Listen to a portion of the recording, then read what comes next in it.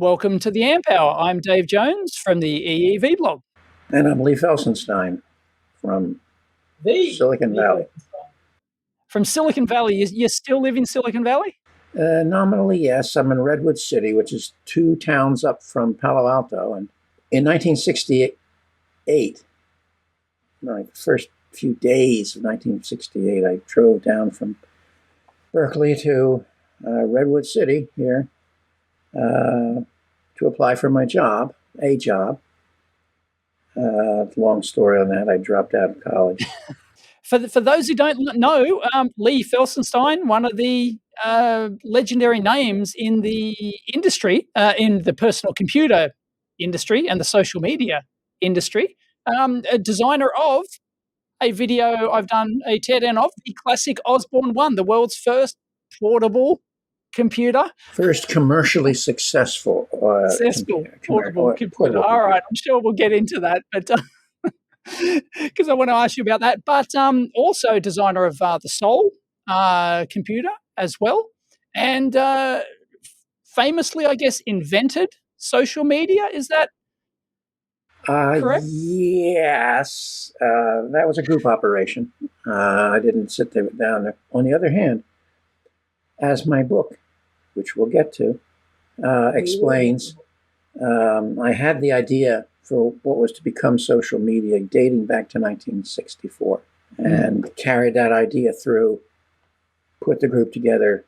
I like to say, the metaphor is I had a multi-ton computer resting on my toe because I had to support it without knowing how, and on and on. So anyway, we'll get to that. Let's start out. We'll go kind of chronological.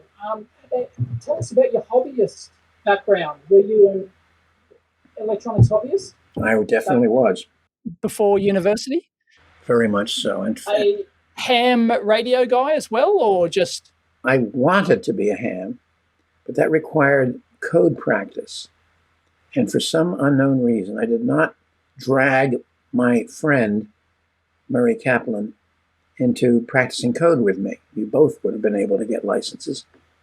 But for some reason, the idea of displaying my ineptitude and ignorance was so powerful that it kept me from doing that.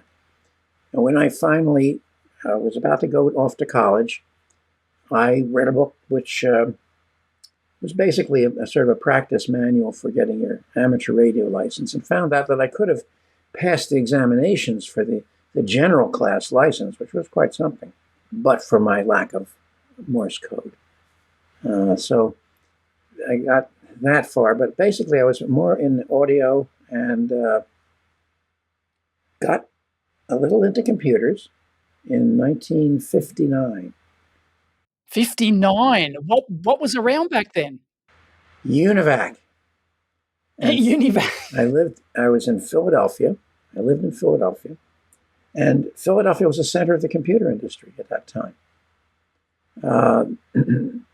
It was joked recently that we could have called that Delaware Valley area Vacuum Tube Valley, but nobody thought of it. Oh, I haven't heard that. I haven't heard that.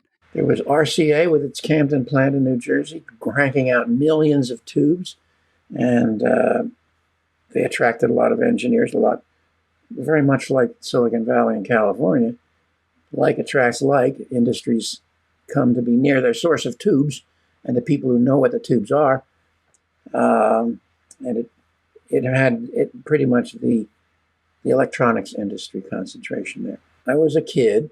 I started when I was 11 years old. I started because I had a chemistry book at home. We had, for some reason, a high school chemistry book turned up at home. My brother was much smarter than I was. He was 3 years older than I was. And he went into mathematics and biology and made quite a career out of that. You can look him up, Joe Felsenstein. That left, I couldn't go into those fields. But I looked in this chemistry book, and after a while I read that in order to be a chemist, you had to know a lot of mathematics. And that was it for me. I was not going to be good at mathematics. So you weren't a maths guy? Correct. I wasn't going to be better than my brother. Right? built not to do that.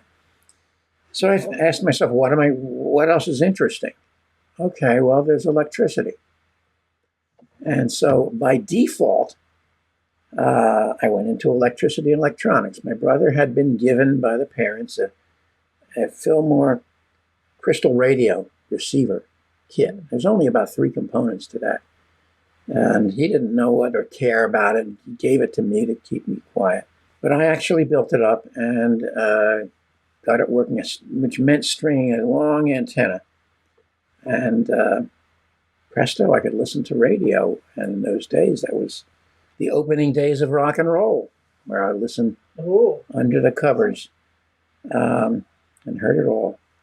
So I got interested in radio and audio. And there was an electronics club at the local recreation center, and the instructor there was an engineer from UNIVAC who actually took us down to the plant one night and showed us a console which was connected, and he was manipulating, but he couldn't explain anything of what was happening. It was a rather impressive console. By console, you mean just a terminal teletype thing? Consoles in those days were real consoles. This was, if you've seen a picture of UNIVAC, switches and lights, thousands of them. That's right. Yep. One big 4-way switch, so we go up, down, left, right. Apparently there's a reset switch. They used to reset everything, which you did when you between everything. But he never explained it. And he wasn't really a good instructor, because I made a regenerative radio receiver, which has 2 coils, and I got the polarity of the coils wrong. So it was a degenerative receiver. It was minimizing its own signal. Never worked. I never made a regenerative reset work, and I never got any help from him. So, okay, along we go. And then high school. My brother was 3 years ahead of me. We both went to the same high school. In fact, we were grandfathered into this elite academic high school in Philadelphia, public high school, but nonetheless, not everybody got in. Because of the grandfathering, which is no longer in effect, the sons and grandsons of graduates would get automatic admission, but they weren't guaranteed to survive. Well, so we knew we were going to that high school. That's all he and I knew. And we were going to repeat the success of our father, who had graduated in 1923 with the full course of honors. My brother did just that. I went in 9th grade, the first year, was given an unearned D grade, just barely passing, and which ruled me out from the honors and from the possibility of joining the advanced class, which my brother had been in. And in those days, the advanced class progressed as a unit. They don't do that anymore. And in fact, because of my accomplishments, my graduating class, which holds a reunion every 5th year, the advanced class after party, they've invited me permanently. Oh. So I've earned my entry to that. Excellent. Well, you certainly have. What you've done in the industry, no doubt. So did this hurt your chances of getting into university? Because you went to the University of California, Berkeley. Yes, I did. Which is no slouch. Well, that was after I'd been accepted by 2 more expensive universities, Purdue and Carnegie Tech, but because I had, I guess I'd say, blown the application process for a scholarship by simply not involving my parents in it, by not wanting to bother them, I didn't get a scholarship. And so UC Berkeley is a public university, and surprisingly, they accepted me. Oh, right, yes.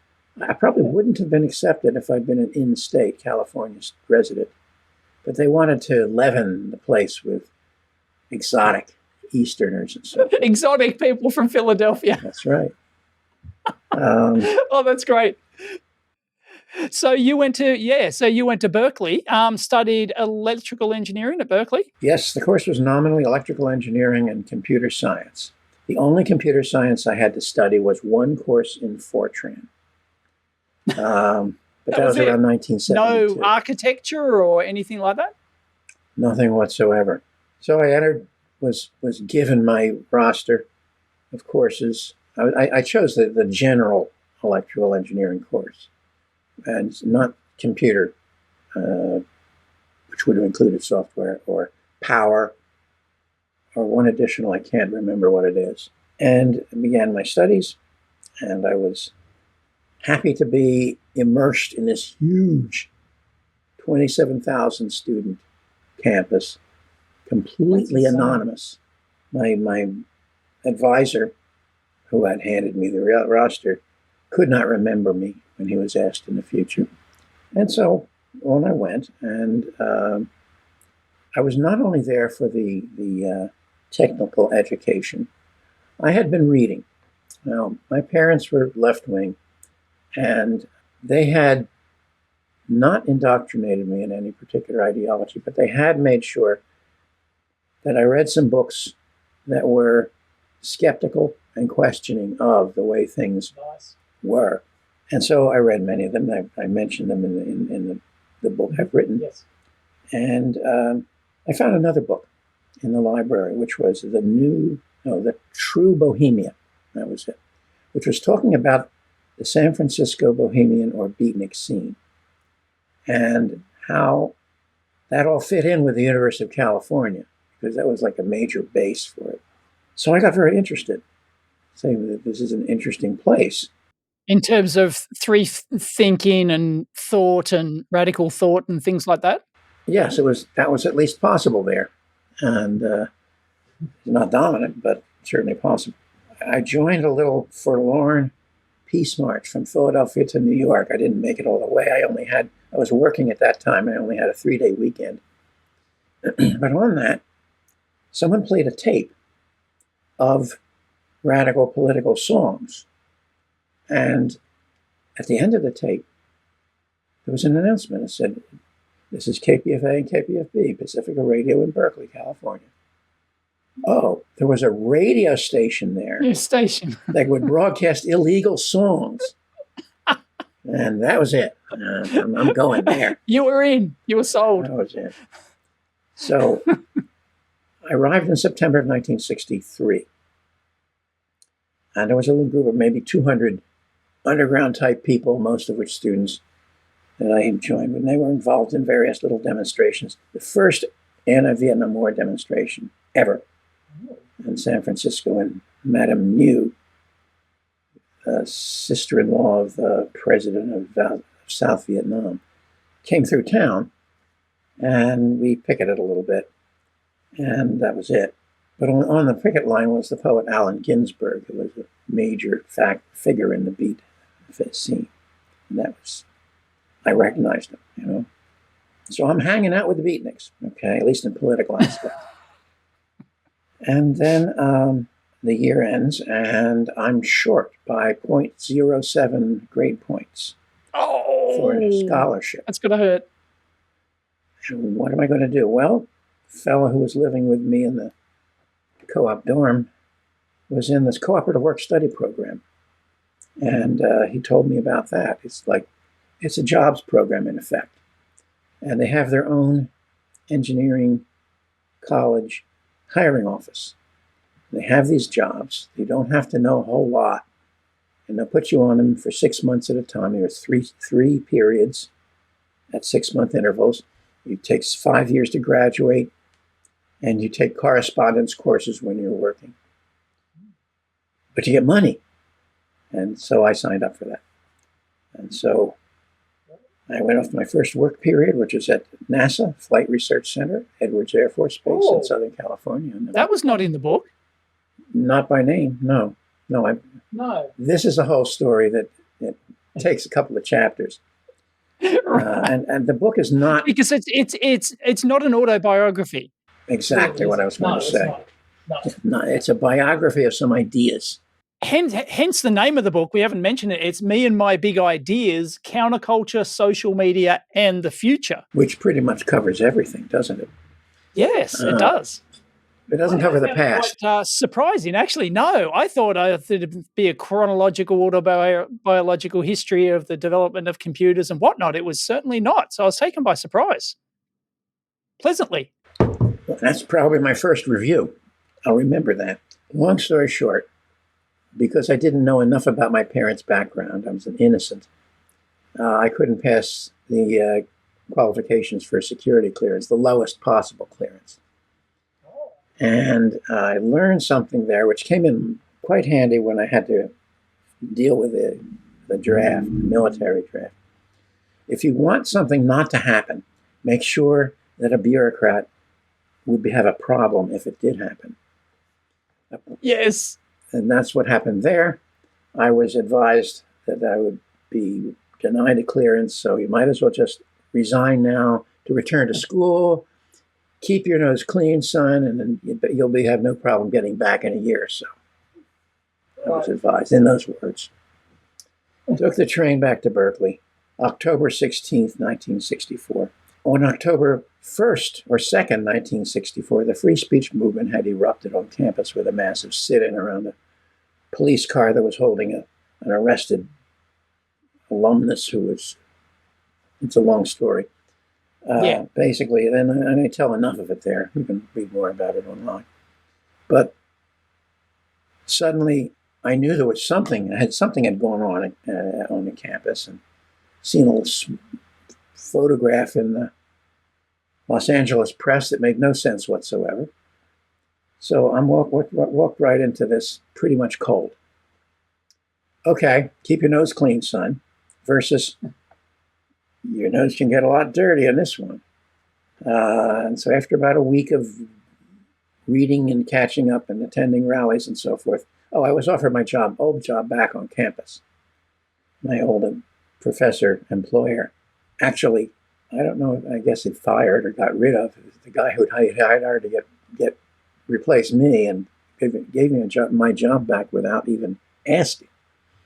Because his family had fled Germany in 1938. And he figured, you need people who help you. So I had the job. I was working on campus, no homework, no correspondence courses or anything.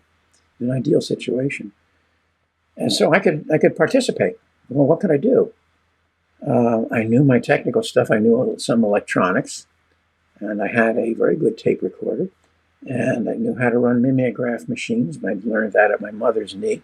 For a while, I hung around the office, the central office, and I was waiting for one of these people who were much more intelligent than me, graduate students and people who knew sociology and anthropology and political science and all this stuff, how people, worked, waiting for someone to tell me what I should do that would help the situation.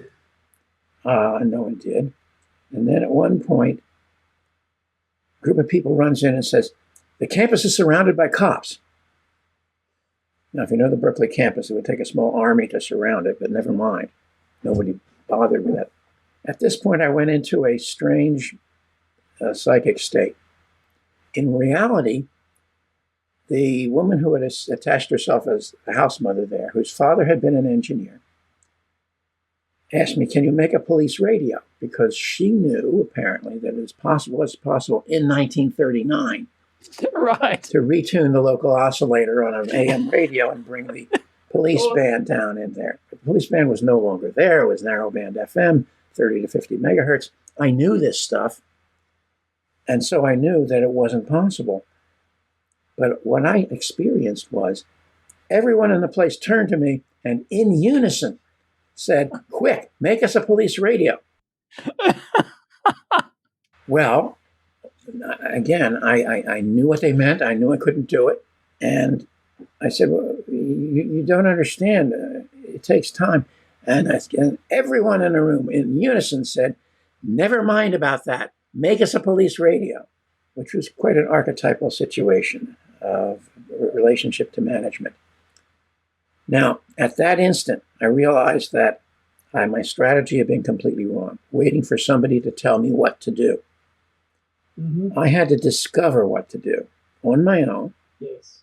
And I had to go forth and do that exploratory work, learn how to do what had to be done, build things, try them, discard them as necessary, keep going, so that the next time that happened, I could say, well, you can't have that, but here's what you can have that's almost as good. Yeah, you have to give them an option. Well, I had to present them with reality. You see, I was in charge of reality. I didn't realize it in that in those terms, but it was true. And so that's what I did. I spent most of my time helping out there in the mimeographing area, not terribly relevant. But I started to think about what technological aspects would be appropriate or useful in forwarding the next such revolution. And I tell you in the book why I think it's a revolution and other things are not. Yes. Shortly after it was over, I attended a little forum, and someone was speaking there who had been involved in the steering committee of the free speech movement, which won, by the way. That's the important thing. And let me divert to that, because that really is important. We won. The faculty voted in our favor.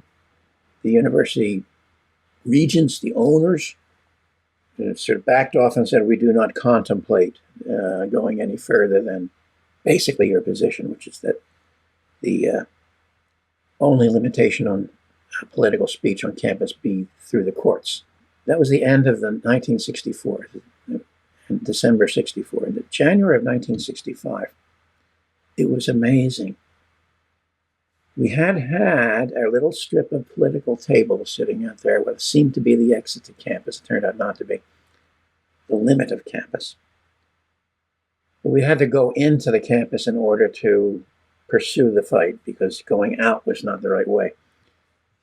Well, we were in campus, and it was almost a circus. Everybody was writing up and leafleting each other and proselytizing each other. And, somebody started a little magazine, which was really the precursor of Rolling Stone magazine. The future editor of that was, in fact, on campus at the time. And I signed up for a political science course to try to start finding out what all those smart people knew. And I wrote some stuff that went in a leaflet that got mistakenly credited to me in an article in the New Yorker magazine, because the cover failed to come out and mine was the centerfold. At any rate, it was the beginning of the counterculture. Can you please define the counterculture for us, for those who don't? It's always been tough to define, but basically the point at which, and the way through which a new generation finds its own way, breaks away from the strictures and the expectations of its parents. Now, this sounds like everybody does it, and everyone individually in a small way does do it through their adolescence. But this was a massive situation. People were dropping out of university. My estimate is about 5,000, but somebody should research that. And they were moving out, and we didn't know where it was going, but they were setting up in communal households and so forth, and projects of various sorts, which coalesced by 1967 into the Haight-Ashbury. In fact, it was started that much earlier. And they held a death of hippie ceremony in 1967. Early, yes, we're parading down the street with a coffin. A coffin. To mourn the death of hippieism, because it was going to be overwhelmed by commercialism and so forth, which it was. True, yes. So in 1965 and so forth, there were people just finding each other and coalescing in apartments and so forth and houses, and living the life they were discovering that they wanted to live. And then, yes, psychedelics were a part of that, serious part of that. But that wasn't all. It was experimentation in different ways of living. You find out that way what's the problem with communal living in a method that's the best possible method for learning. School of hard knocks. School of hard, yes, indeed. And you get together with others and you try doing various things, and you create musical groups and theater groups and so forth, and discover that there are other people who are like you. That was the beginning of the I don't call it the gay revolution or the sexual revolution in that sense, that is to say, gay and women's liberation. And certain things occurred. Certain things turned up. There was the concept of the switchboard. Now, we had one of these in the free speech movement. And I have to go back and talk about that briefly because it's really important. I was mentioning that the analysis that I heard of the free speech movement shortly after the end. And the fellow said, what happened was that the barriers to communication between people went down. And it was appropriate to talk to any stranger there about what was going on. And because of that situation, the collection of isolated individuals that was the student body became a community. That resonated for me. And I thought, I still believe it was correct. And I knew that we had our phone room at the office of the Free Speech Movement, 2 phones, a table that was, I think, made from a door, and all kinds of papers posted on the wall. So this was not a commercial operation phone room where you have incoming messages and outgoing calls and phone logs and things, and it's all very orderly. No, this was not orderly. People would call in and say, well, has anybody thought of doing this? And we would say, no, but we'll put a message up. What's your phone number? See if anybody's interested. And that would go up on the wall. Does anybody have this? If we can't find it on the wall, we put that up on the wall, and so forth. So it was matching people together. In the sense of a telephone system, it's what you call the cross-connect. All the neat wires come together, and then right at one point, all the chaos happens of interconnecting them. And you were using the wall as a database. Exactly. Even though that term wasn't around then. We didn't have that term. So without that phone room, the free speech movement probably would have fizzled out. It was the nerve center, quite literally. And people were setting these things up in the counterculture. You know, there was like the free church in Berkeley had a switchboard. And the switchboard was nothing but a file card box and a telephone, plus one person who could keep everything in their head until they burned out and another person had to come in and do it. Moving ahead a few years, there was a whole section in the underground press that I joined, which listed switchboards and so forth, as well as events. So that was a cross-connect of cross-connects, in a way. And so I began to see this structure develop, that there's levels of information. I call it primary information is what I'm saying right now. Secondary information is how you found out how to get to this place. And we can go back on other levels. I didn't do that much more, but I talk about the theory of this in the book. And so I began to realize, okay, what I need to do is to technologically enhance this kind of information structure. It's this cross-connection process. And it went on. I spent several years writing for the underground press, found out that printed media like that had the same limitations no matter who was running it. I had to move on. I went to try to investigate the switchboards, learned about them, try to do my own little mimeographed want ad kind of bulletin. But by that time, I'd had a depressive crash. I was out of the university working. And when you're depressive, you really can't start a project and make it go anywhere. You just fall asleep. Right. And so in that process, I decided I had to. I couldn't stay in the university. I failed all my courses. And so I was going to go out and work. I knew I could be an electronics technician. And I made up a little resume of my 3 co-op work-study periods. When I presented this to the interviewer, he said, well, that doesn't look like a technician. It looks more like a junior engineer. Would you be willing to take a test? Well, what had I been learning to do all those years in school? I aced the test. Yep. My hobbyist knowledge helped me immensely there, and in the interview that I was subsequently set to. So I was hired at what I thought was a little backwater that was not very impressive, the Special Products Division, What I did not know was that I couldn't have found a better place, because their the Special Products was chartered to design and produce any one-off kind of funny product that was asked for. Now, And we're talking about Ampex here. The company is Ampex. Ampex owned tape recording at the time, and they were big. But I found out many years later it was the spook shop. The government was the major client. Now, they were not the client of the stuff I was working on. I probably would have required a clearance. And we didn't have any such projects underway that I knew of.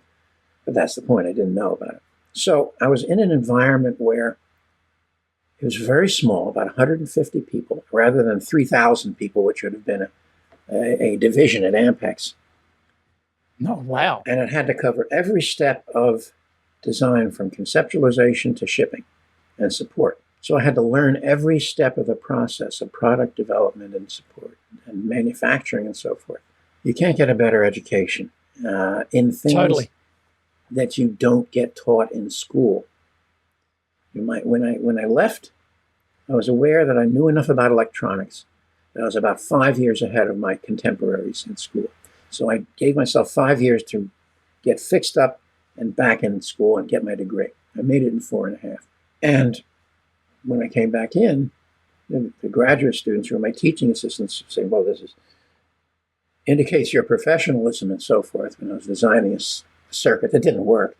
But all the component values were ones you would expect from, the ones you could buy, not numbers made up out of thin air.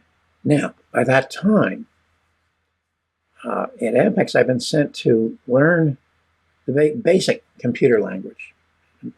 People probably don't know it now, but BASIC was the fundamental, the computer language was like English-like. I'm sure most of my audience know BASIC. Oh, good. Because if you used a time-sharing computer at that time, and that's the only way that you could personally use a computer, 1968, 69, 70, you would be programming in BASIC. You could do Fortran and so forth, but that was much more involved. Well, the Special Products Division sent me to learn BASIC language in 1970. And there, to do that, well, you had to go to another location called a service bureau, where they would have terminals. These were IBM Selectrics, it was on the IBM system. And you learned how to access the computer, and then the secretaries were sent home, and you learned programming, which wasn't taught to everybody. And you found out that the files could be stored under names, and if you prepended asterisks, a certain number of asterisks to the name, you would give it a certain level of public accessibility. 3 asterisks, anyone on the system could use it. And I said to myself, communities of interest. You can define communities of interest this way. Let's keep finding out. And then I learned that computer was on a network. The young, very cocky instructors would say, oh, did you notice that the selector started hiccuping and running slower? That's because we turned off the computer in Los Angeles and moved the program over to the computer in Kansas City. So geography is irrelevant on a computer network.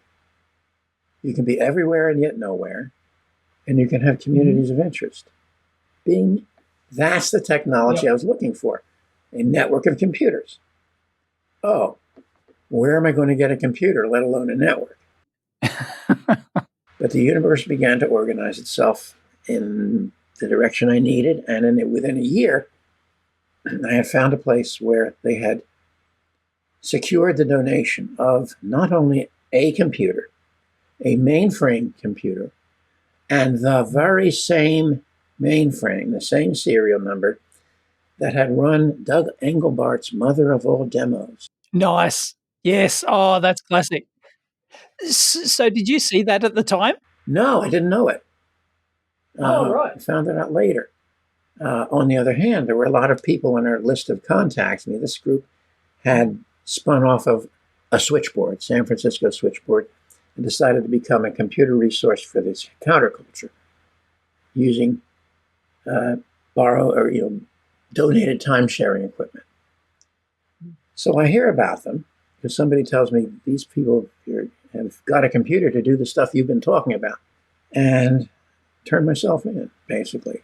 Hi, I'm an engineer. I want to work on this because I have the same idea, and here's what my ideas are.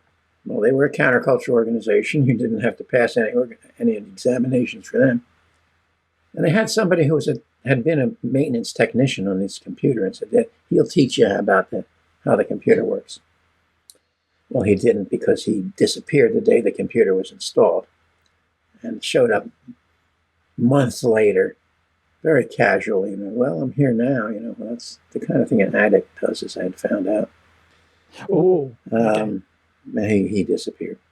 So there I was with the computer, as I say, resting on my toe, responsible for it, with nobody to teach me. And unfortunately, I'd still not learned very much about finding people to teach me things. But I was young.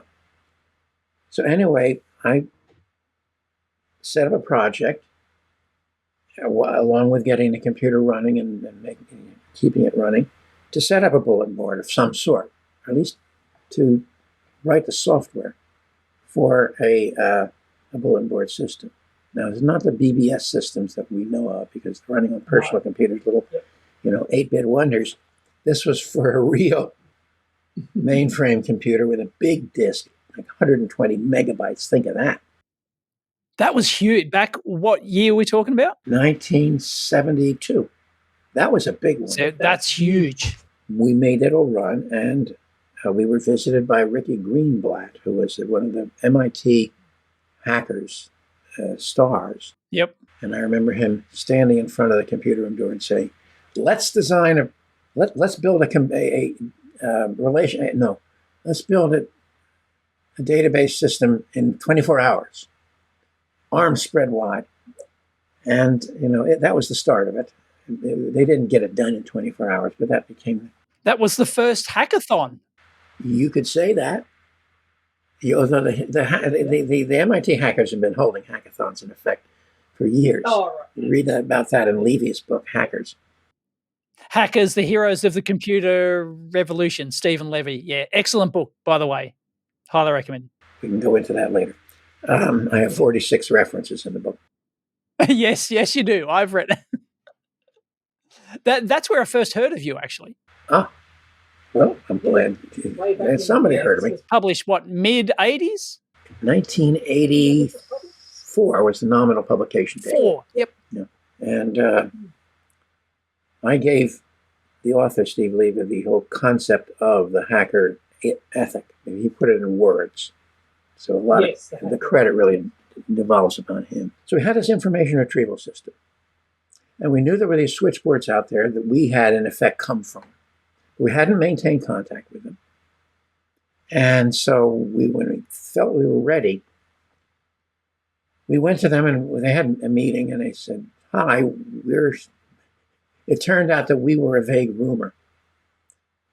But here we were, and we want to put you on a computer, and all you have to do is rent a teletype or a terminal for $150 a month in 1973 or 4. We couldn't afford that. Total bust. And they didn't know what the hell we were talking about. We had not maintained contact with them in all the things you have to do in order to sell an idea, which is what marketing is.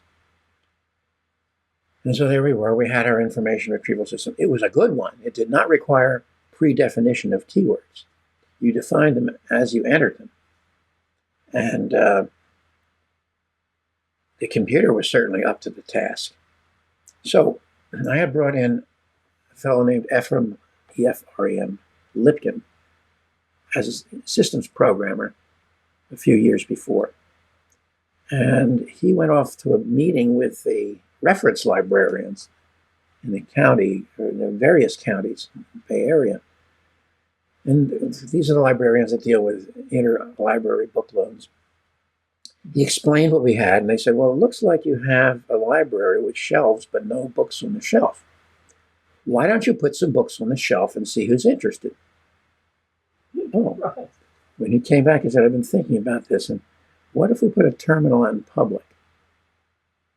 Oh, well, I found that kind of a dangerous idea, but interesting. And so we did that. So the public can just enter information. Just walk up to it and enter whatever they wanted to and look for whatever they wanted to. Now, This is the birth of social media, folks. exactly. Lipkin thought that there would be three categories: jobs, cars, and housing. Seems perfectly obvious, but we put the thing in front of a musician's bulletin board in a record store that was owned by the student government. That's what you could do when you had a university that big. Right. They had a budget, and so they had founded a record store to drive down record prices successfully.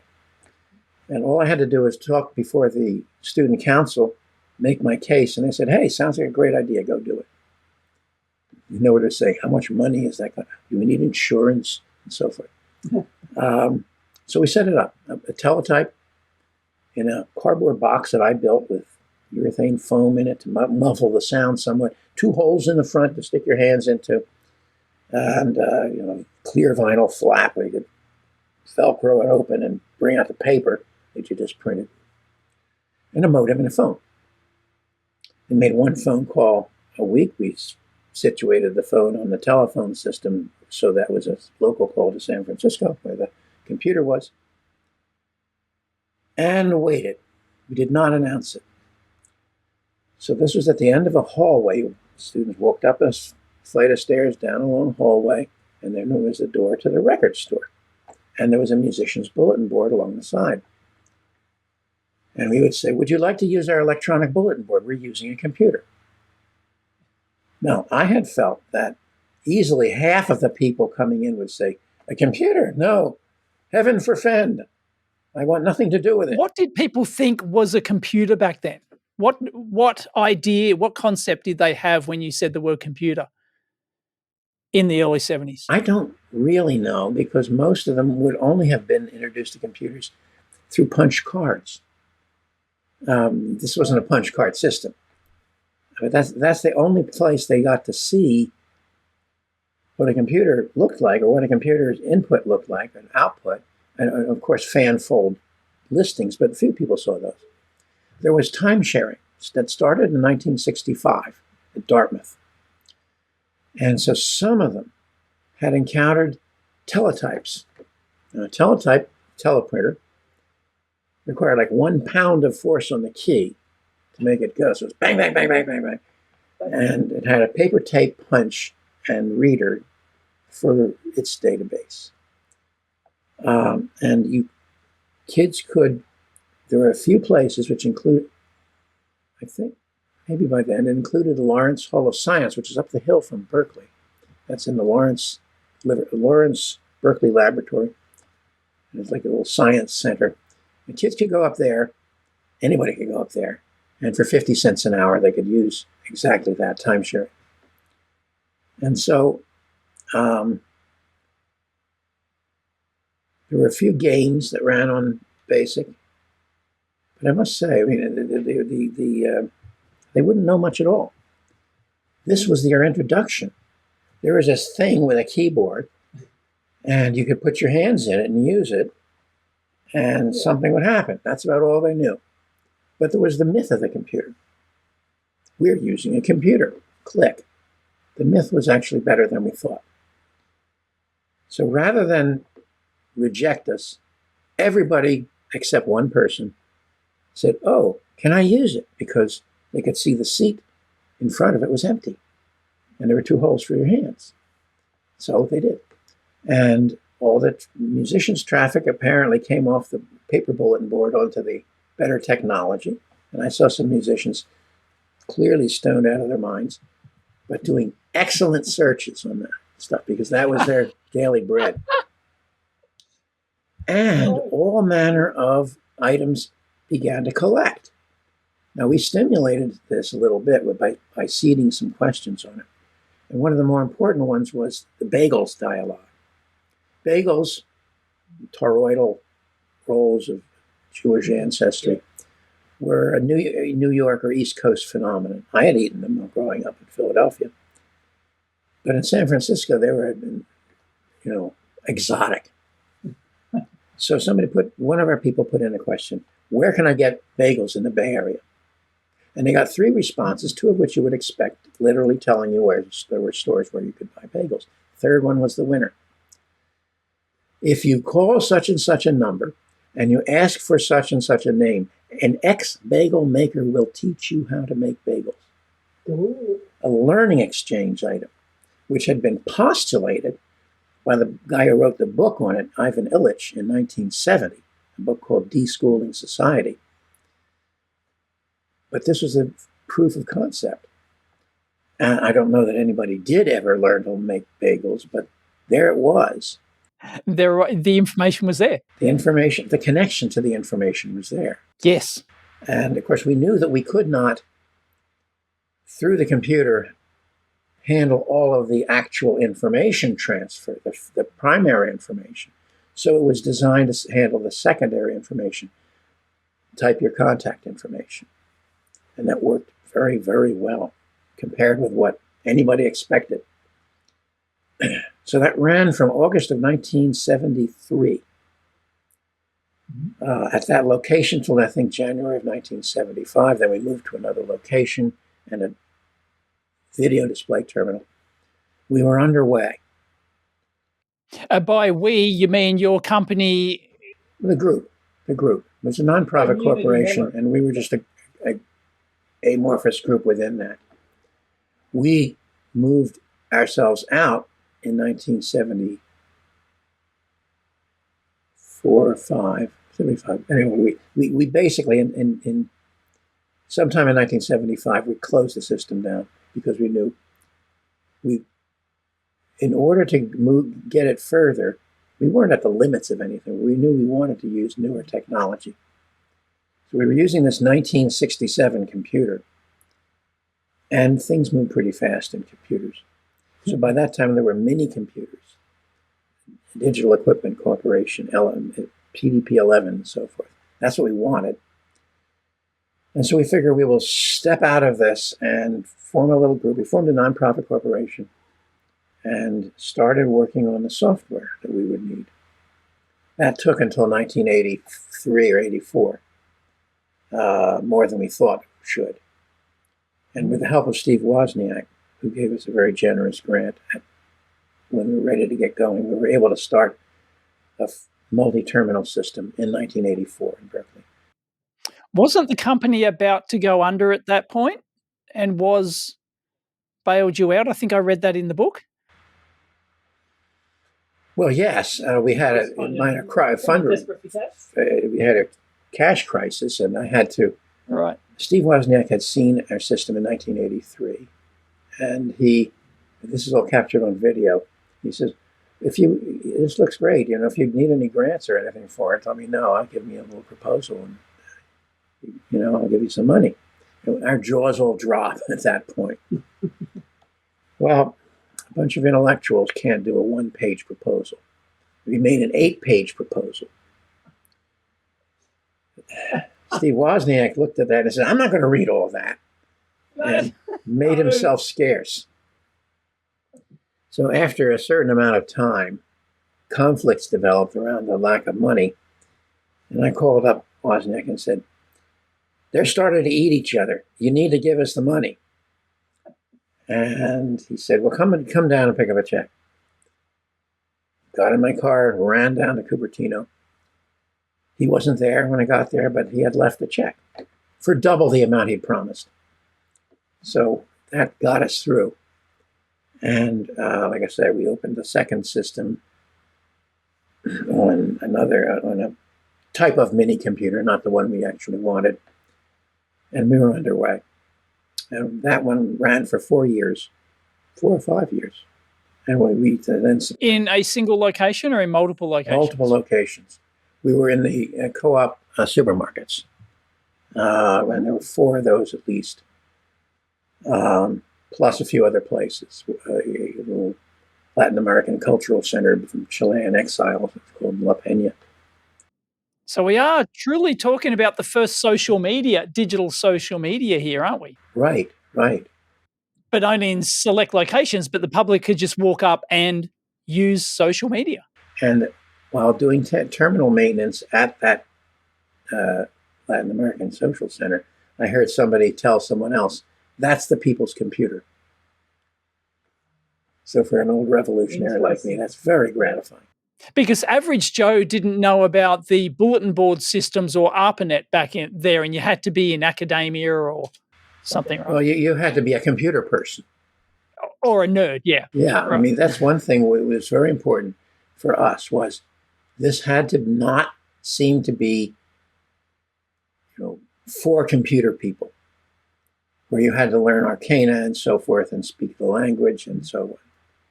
We had to keep it so that you could walk up to it and use it. And in fact, that's why we shut it down in 1992, aside from running out of money.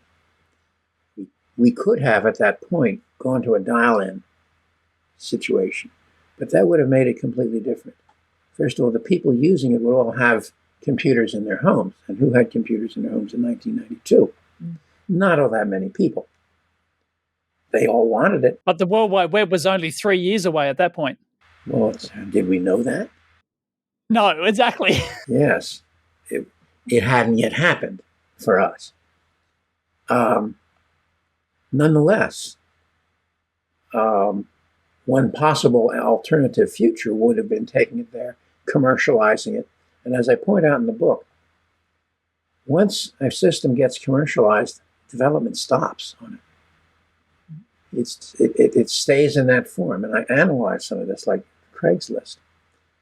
Most of what the social media we use is made of papyrus scrolls.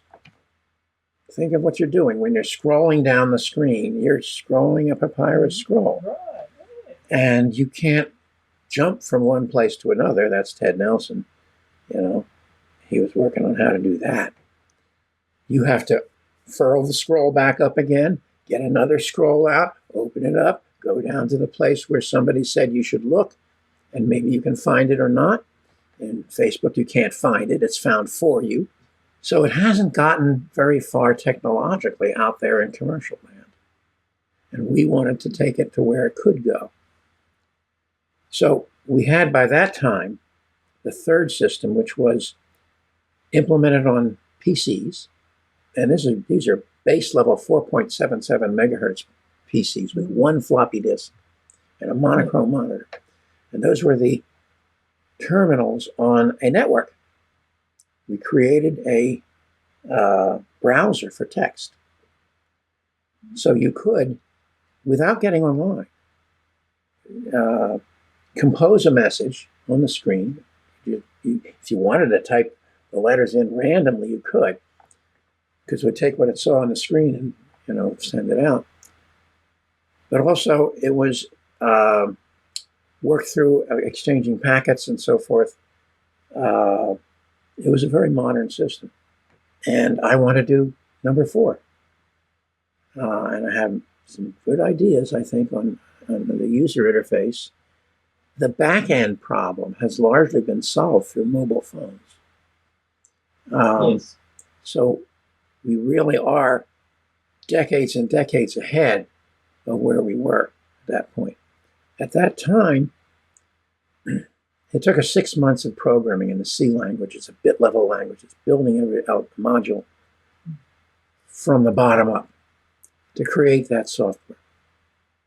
I talked with the software designer of that recently, in 2017. Asked him how much time it would take to reconstruct it. He went away, did his research, came back and said about 2.5 weeks.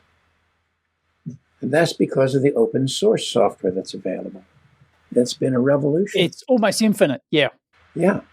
So we're very close to it. I've got to work out what I think I want. I mean, he says basically, come back to me with a database schema. And of course, I'm going to learn more from him about what that is and how to do it. But essentially, tell me what you want, and we can put it together quickly. So to spoil the surprise, that's what I'm going to do next. And that's what I'm organizing my life to do. But in the process, See, the last 6 chapters or so of the book are basically a standalone kind of tutorial. I repeat a certain amount of the history and so forth in there, and I explain this.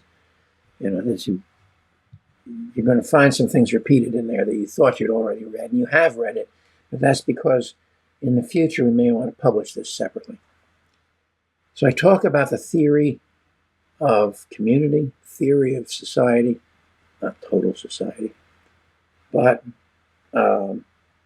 lay out some principles that I think I've discovered, and talk about how that's relevant, what that means in terms of the systems that we put together, describe what those systems will need to do. So my concept for social media is something that is a utility that you have access to. In this case, it would mostly be through phones, so we should have other possibilities, but you do have to have an account. You know, that's one thing we've learned. Anonymity is really not going to be featured in this. Now, that'll turn a certain number of people off, and I don't care. It will, but it eliminates the spam and the trolls, right? Exactly. Yeah, the benefit is much, much greater than the loss. So it's only for those who are really serious. If you're serious about getting something out of this community social media system, then you need to be identified. You need to be you. Yes, you have to be willing to have an identity. That's public, because my whole concept is of what I call the agora, the Greek word for the area of congregation within the city. And that replicates in all sorts of areas, and I talk about all this in the book. And I define that as being the place where personal, economic, and political transactions are carried out in public. And that's been true from the beginning. I say the civilization developed in the village, but it didn't develop in the houses. It developed in the space between the houses. And that became the agora, the commons of information, which is something, the need for which we all carry within us. That's my posit. That's what I say is probably so, but I do always invite people to test it and see if I'm wrong, because that would be progress. So being public is really important. If you don't want to be public, if you want to hide in a hole, go hide in a hole. I don't care. We'll never miss you. But if you want to be in public, you can be in public. And this utility should be supported in the same manner that public parks are supported. Right. And so when you consider what goes on in public parks or is supposed to go on, it's rather similar. There are some great similarities. I know there's not some dissimilarities. So this is like your public park in your phone, where you can find everything that's being talked about in public. Is that only broad interest stuff, though? I sense that it would eventually not devolve, as probably the right word, but eventually go into special interest groups. Of course. Would that be? Yep. We do that. That has to be supported. In fact, the public forum, well, there'll be many public forums. That's the point. We don't limit that. And so you might say, well, that's a detriment, but we'll talk about that. We can argue. And we will find out if it does, because we have a lot of flexibility. So the other point is, how will it be governed? Because I make the point that commons, plural, need regulation. There was a guy who published an article or book of The Tragedy of the Commons, Garrett Hardin. Oh, yes. I like to talk about the tragedy of Garrett Hardin. And he says, because people are selfish, commons won't work. People will, misuse it and, glom onto the good part and so forth. So commons can't work. Well, that's applying capitalist thinking to a pre-capitalist situation.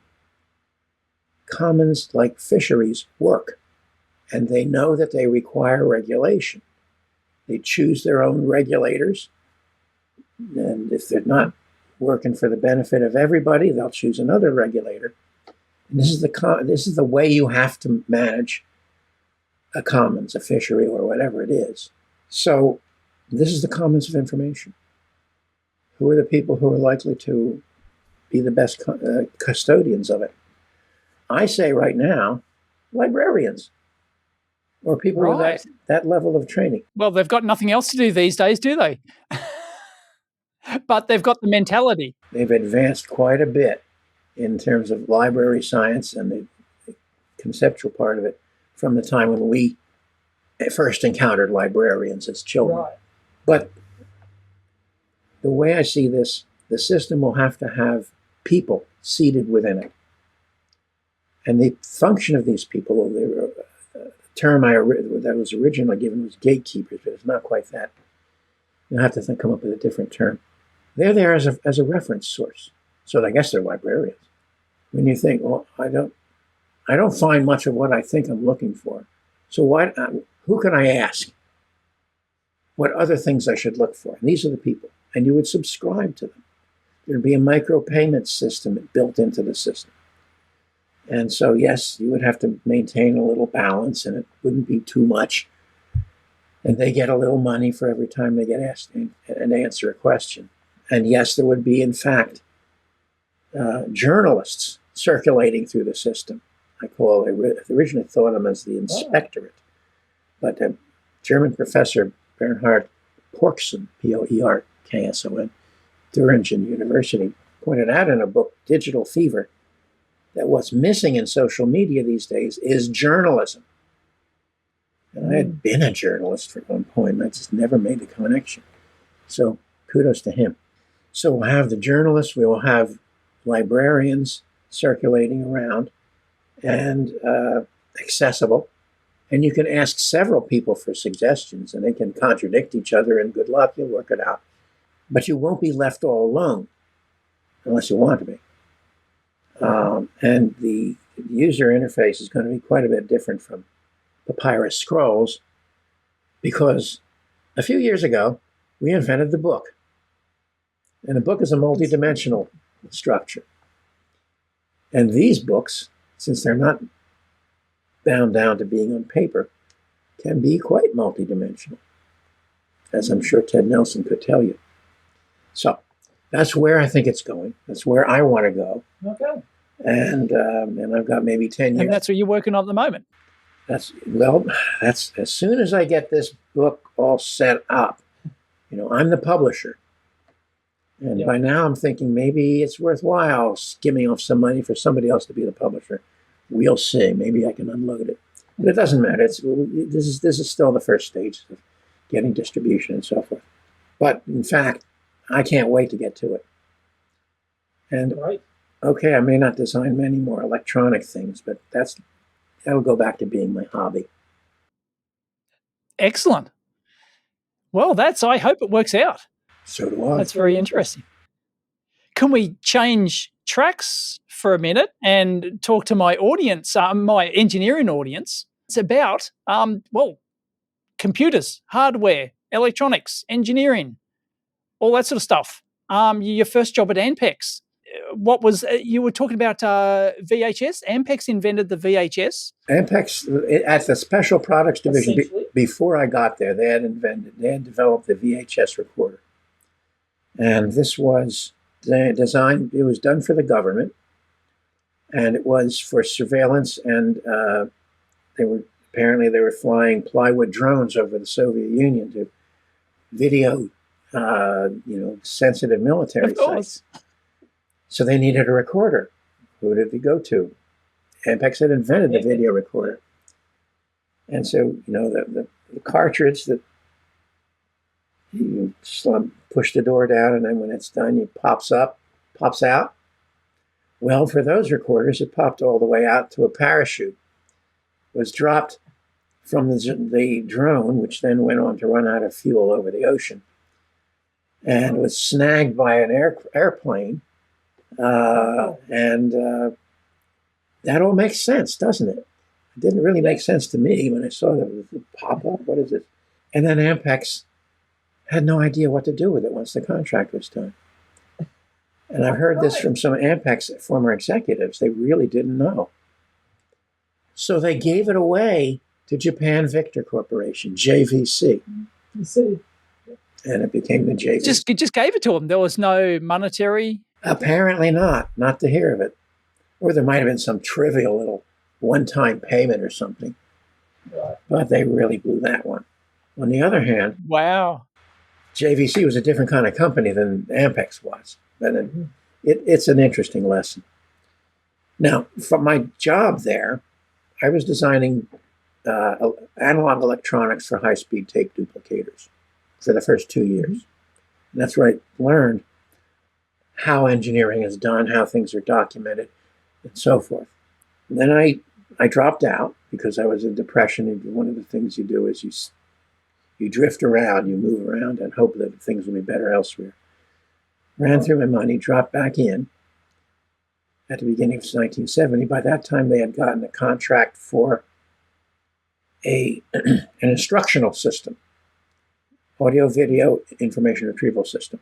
Still videos, running off of these gigantic 14-inch metal video discs with one moving head and 128 tracks. And then the other buffer disc had a number of fixed heads around it. And they would all feed out to video screens around the campus where it was installed. There were audio master programs on 8-track masters. They built all of these units from scratch. And they would, under the control of a Nova mini computer, Data General Nova, one of the first, like $10,000 mini computers. It was controlled, and you would set up a transfer at high speed. There's high speed transfer again, from the master unit through a matrix, crossbar video switcher. And this is using reed switches, but not video. You were transferring the audio, which is hard enough. It's 40 times speed up to a student buffer unit, which is this is all in the bowels of the university. And so that had a track, I guess it was a stereo track, that was dedicated to a particular student position, the earphones, video screen, and a 12-button keypad. That's what his student position consisted of. And so the student would listen to the audio, and I think that what was transferred was 8 tracks worth of audio. And it was a branching program in that there were subaudible codes, 55 hertz tone bursts that were added to the audio, which had the digital information that keyed the program for what the question was that was being asked, what the possible answer paths were, and the right answer path would allow it to continue on the main path. The others would give you an explanation. You'd run one way, or you run backward for another one, and you'd reverse and come back on another track, re-ask the question. It was branching instruction, one of the new things. It's going to take over the world. So the whole idea was the professor would record a whole bunch of answers to typical questions. Is that? Yeah, well, an engineer would work out the whole thing. That's one of the weak points in the whole thing. Yes, there would be a lecture. At every point, there would be a question. There would be 7 possible branches as well as going forward, which would have a response, an audio response, and would come back. I guess maybe it wasn't 7, maybe, I don't know. The point is you had to go out on one track and back on another to get back to your question point. And the whole key was those 55 hertz tone bursts. And I was assigned to that particular tone detector. I was maintenance of product development, MPD, which meant bottom of the heap. The guy who had to deal with all the problems after the products were designed and bother the engineers and get them to tell me how to fix this. And so we had our the tone detector, which would detect 55 hertz bursts. And as it turns out, our master tape recorder, in which the audio tapes were recorded, had a really weird characteristic when these bursts came along. I finally had to get a paper recording oscillograph and record the stuff. And there it was. The burst started, and the bass line went woo, wah, wee, wah, woo, at about a 2 hertz frequency, And the tone detector was looking for a DC level. Sorry, it wasn't going to stay at a DC level. It was going up and down. One such system had been installed, and we used a different audio recorder for the next one, and it wasn't working. So I was told, if you can make it work, but you can't have any adjustments on it. Right. No trim pots, no trim nothing. pots. Well, they sent some hotshot guy out there who nobody could stand. And he comes back all full of himself. I made it work. Here's the board, and here's the little card I added with the trim pots on it. So he adjusted it just right. He was so boastful about it. Well, of course, he couldn't count on that. Yep. And I said, we need to have automatic gain control in this thing. You can just get that bass line stabilized. Now, what I should have done was AC coupled it. And that wasn't good enough. I wasn't good enough. The idea was good because I think they eventually used it. But in fact, they eventually did go to AGC. But for the meantime, I had a board under development in circuit board level, so trying to get it going with automatic gain control. And at every engineering meeting, I would present this, and they would say, "Stop that! Go back and do the other work or something." So you didn't have digital oscilloscopes storage oscilloscope back then. That's why you had to use a chart recorder. We had analog storage scopes, but they weren't. Yep. I didn't know how to make them work for that lowest time scale. Yes, because they were burned because they would go into the phosphor. There was only a certain retention time. Well, yeah, I mean, it would. They had a retention time. I'll put it that way. They didn't burn out necessarily, but they had their limits. They were significant. And so, anyway, I moved onward, getting everything else working. That was 1970 and 71.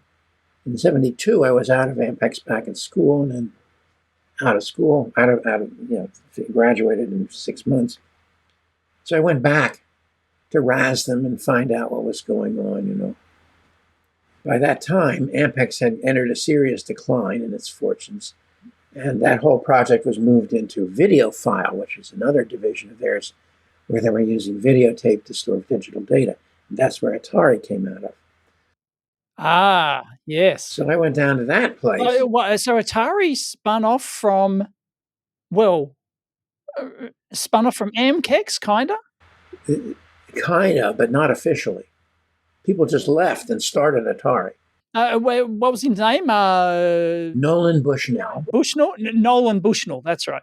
He used to work at Ampex, did he? He worked at Ampex, yes. And he had a co-op student working for him, Allan Alcorn. Now, yes. I asked to look, well, how did you fix the tone detector? I said, yes, we found out that it needed automatic gain control. Thanks. Right. Didn't take my word for it. And I looked at the schematics. Didn't really understand them, but I saw the signature block was A. Alcorn. Who was A. Alcorn? I have no idea. 2 years later, I'm standing in front of Al Alcorn's desk at Atari, applying for a job as a design engineer. He's totally overwhelmed. He's 2 years younger than me, and says, we're only hiring manufacturing engineers now. I had brought along some of the printouts from Community Memory because I thought this idea of social media they might be interested in. But I never got to pitch it to him. I pitched it to the young man who brought me in and out of the meeting, whose name was Steve Jobs. Steve Jobs. Pre-India. He has his experience yet. No, white shirt, narrow tie, and a very neat trimmed beard. And when I was trying to pitch him on the way out, he was making little head movements which said, "Get me away from this guy." You know, he just had to get to the front door, and then I'd be gone. So you tried to pitch social media to Steve Jobs at Atari. A little in and he advance just of when thrust it you was off. appropriate. Yes. That's hilarious. Yep. I was there. Right. So, okay. Now, Ampex did me the favor of teaching me how to do engineering, not just learning some of the equations, and sending me to learn that basic. And you can learn about computer networks a bit. So I'm grateful for that. They also showed me what's wrong with great big companies and how they can go wrong. Yes. And so there followed the personal computer years. I don't know how much time you've got, but you can edit this. Oh no, we've got infinite amount of time. I want to get onto the design of this thing and stuff. But I've got one quote from your book that you said, Berkeley, I still learned, was an educational factory that turned out managers. Well, in general, yes. That's Really? They one of their proudest products was Robert S. McNamara, who had been the head of Ford Motor and Ford Foundation. And it's the U.S. Department of Defense during the Vietnam War. You've heard of that.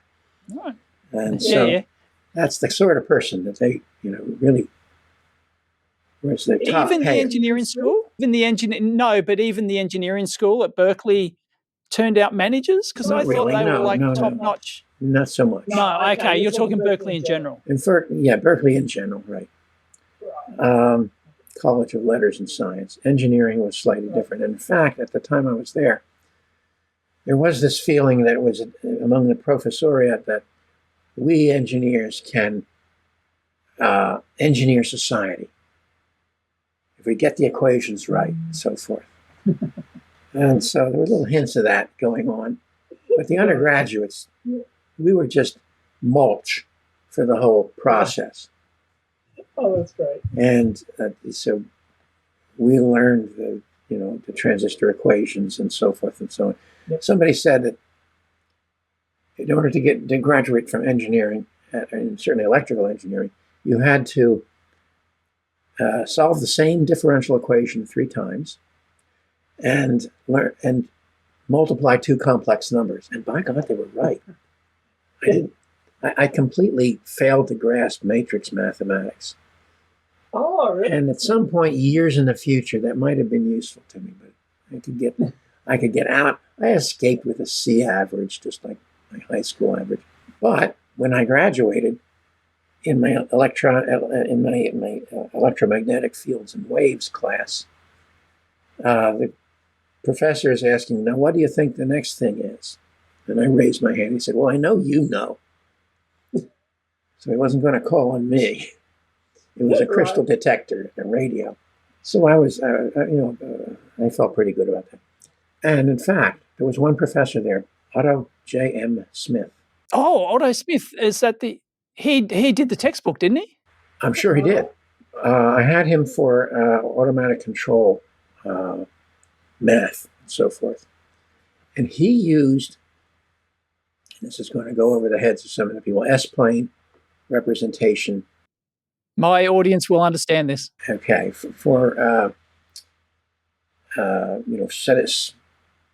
complex signals, e to the minus j omega t, which combination of steady state and exponential formation. You can theoretically define any signal that way with a combination of that through Fourier analysis and Laplace analysis. So this was a graphic way of representing frequency response that he taught us from stage 1. Where he had got that from, he had been on the team at North American Aviation in 1950 when the wings were falling off of DC-4 aircraft because they went into this flapping oscillation. Nobody knew what was going on. And they worked out how to characterize that using a technique known as root locus analysis, which is where you have a feedback system with a frequency response. You start out with this open loop frequency response. You crank up the gain, and the poles move together. They break apart at certain points. There's rules for this. They're not difficult.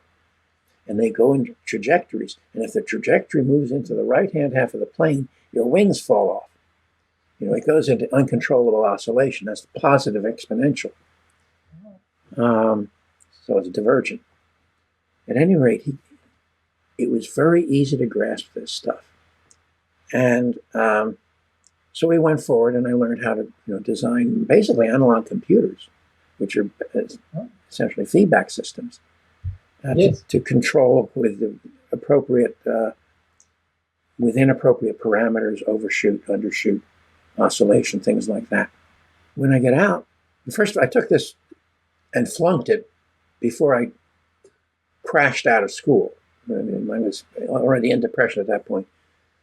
So I took it once, crashed out, and while I was crashing, I would start working on sort of this design of active filters, which is not a simple thing to do.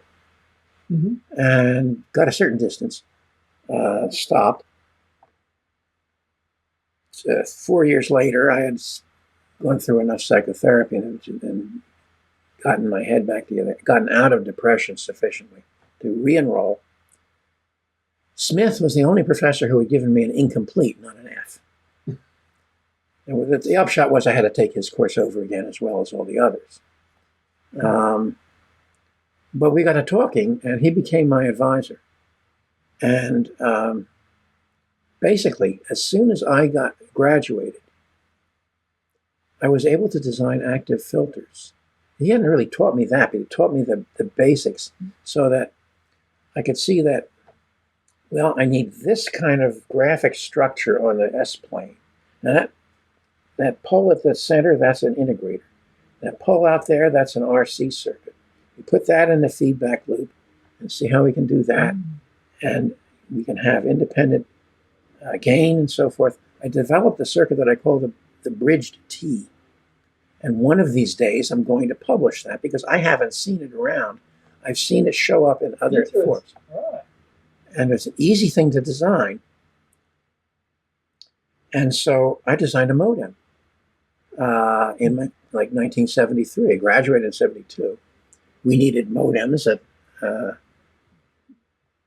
this community memory. Mm-hmm. And I was hanging out with people in the personal computer undergrad who were some pretty good engineers. And they were telling me, well, essentially, you only need to do this and that. And basically gave me the confidence to go ahead. And so I developed a circuit for that is, in fact, more than adequate for the task, as well as a phase-locked loop circuit, which has nothing to do with the root locus technique. I have to qualify that statement. It had a little to do with it.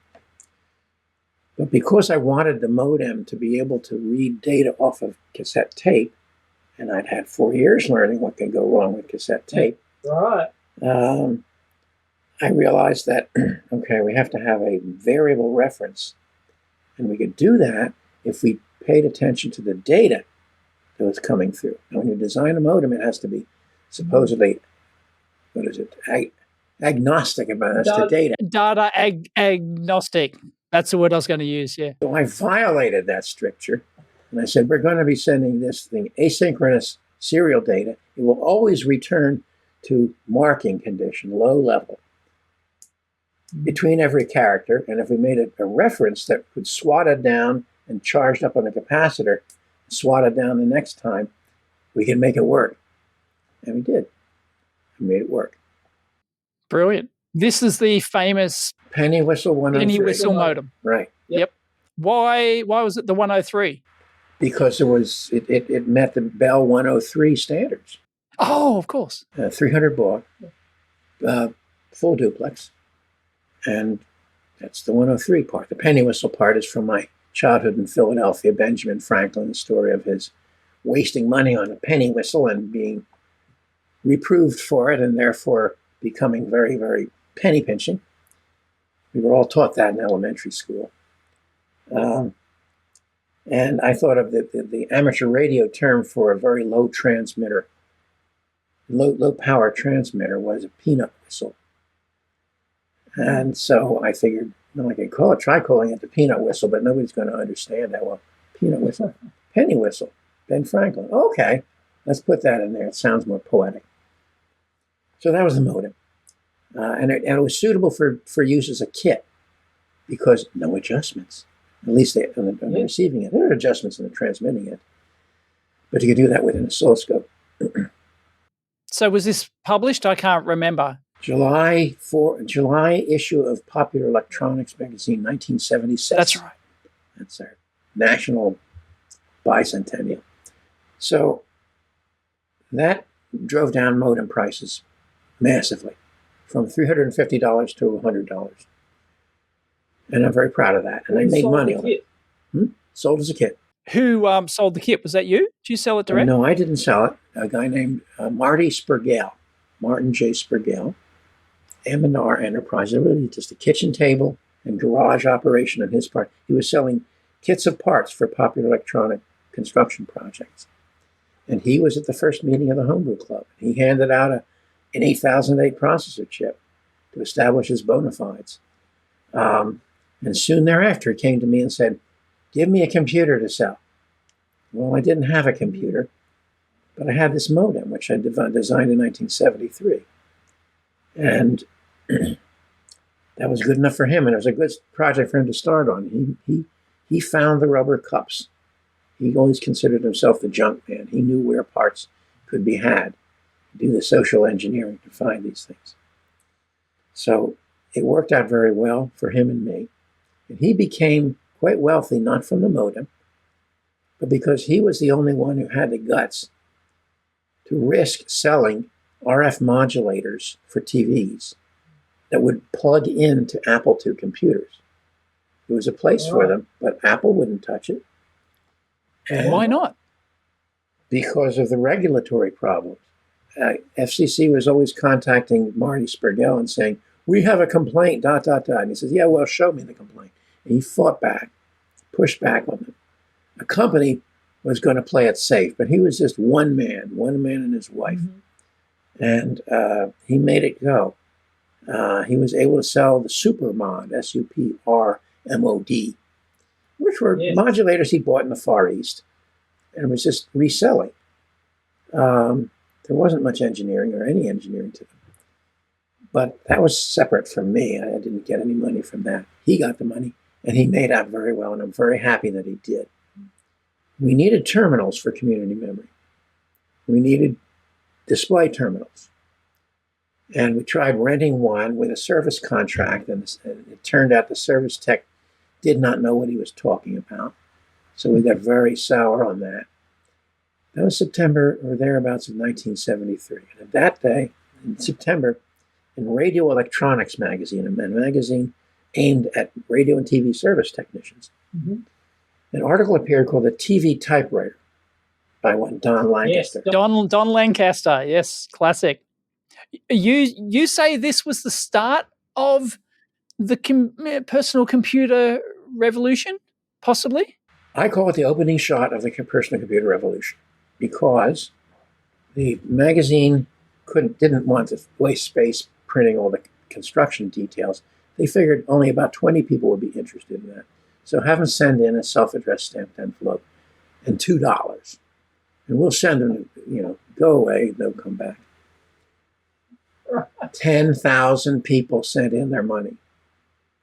When you see that happening, you know there's a revolution underway. Yep. The promise of firsthand involvement in digital technology and video technology was irresistible. You could build something that would make you the master of your television digitally, putting text up on the screen, impress your friends. And of course, you'd learn a great deal, much more than you actually knew you needed to learn about the two technologies, about digital, because it wasn't a very good design. I was going to say, yes, isn't it famous for not being... It was full of analog timers. And difficult to get going? Yes, it was very hard to get going. So you needed to really learn your way into that stuff. So anytime I ran into anybody who had built one, I knew this guy knew his stuff. And they still sold 10,000. They sold 10,000 sets of plans. They didn't They didn't sell 10,000 units of anything because people had to build their own. I guess they were Right. circuit boards you could buy. Yes.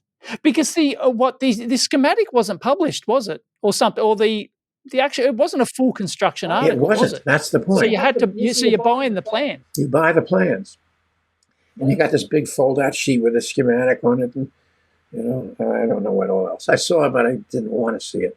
When the Altair was announced, and I'm getting ahead of myself here, it was the same thing. The electrification was palpable among people I ran into at radio stations and so forth.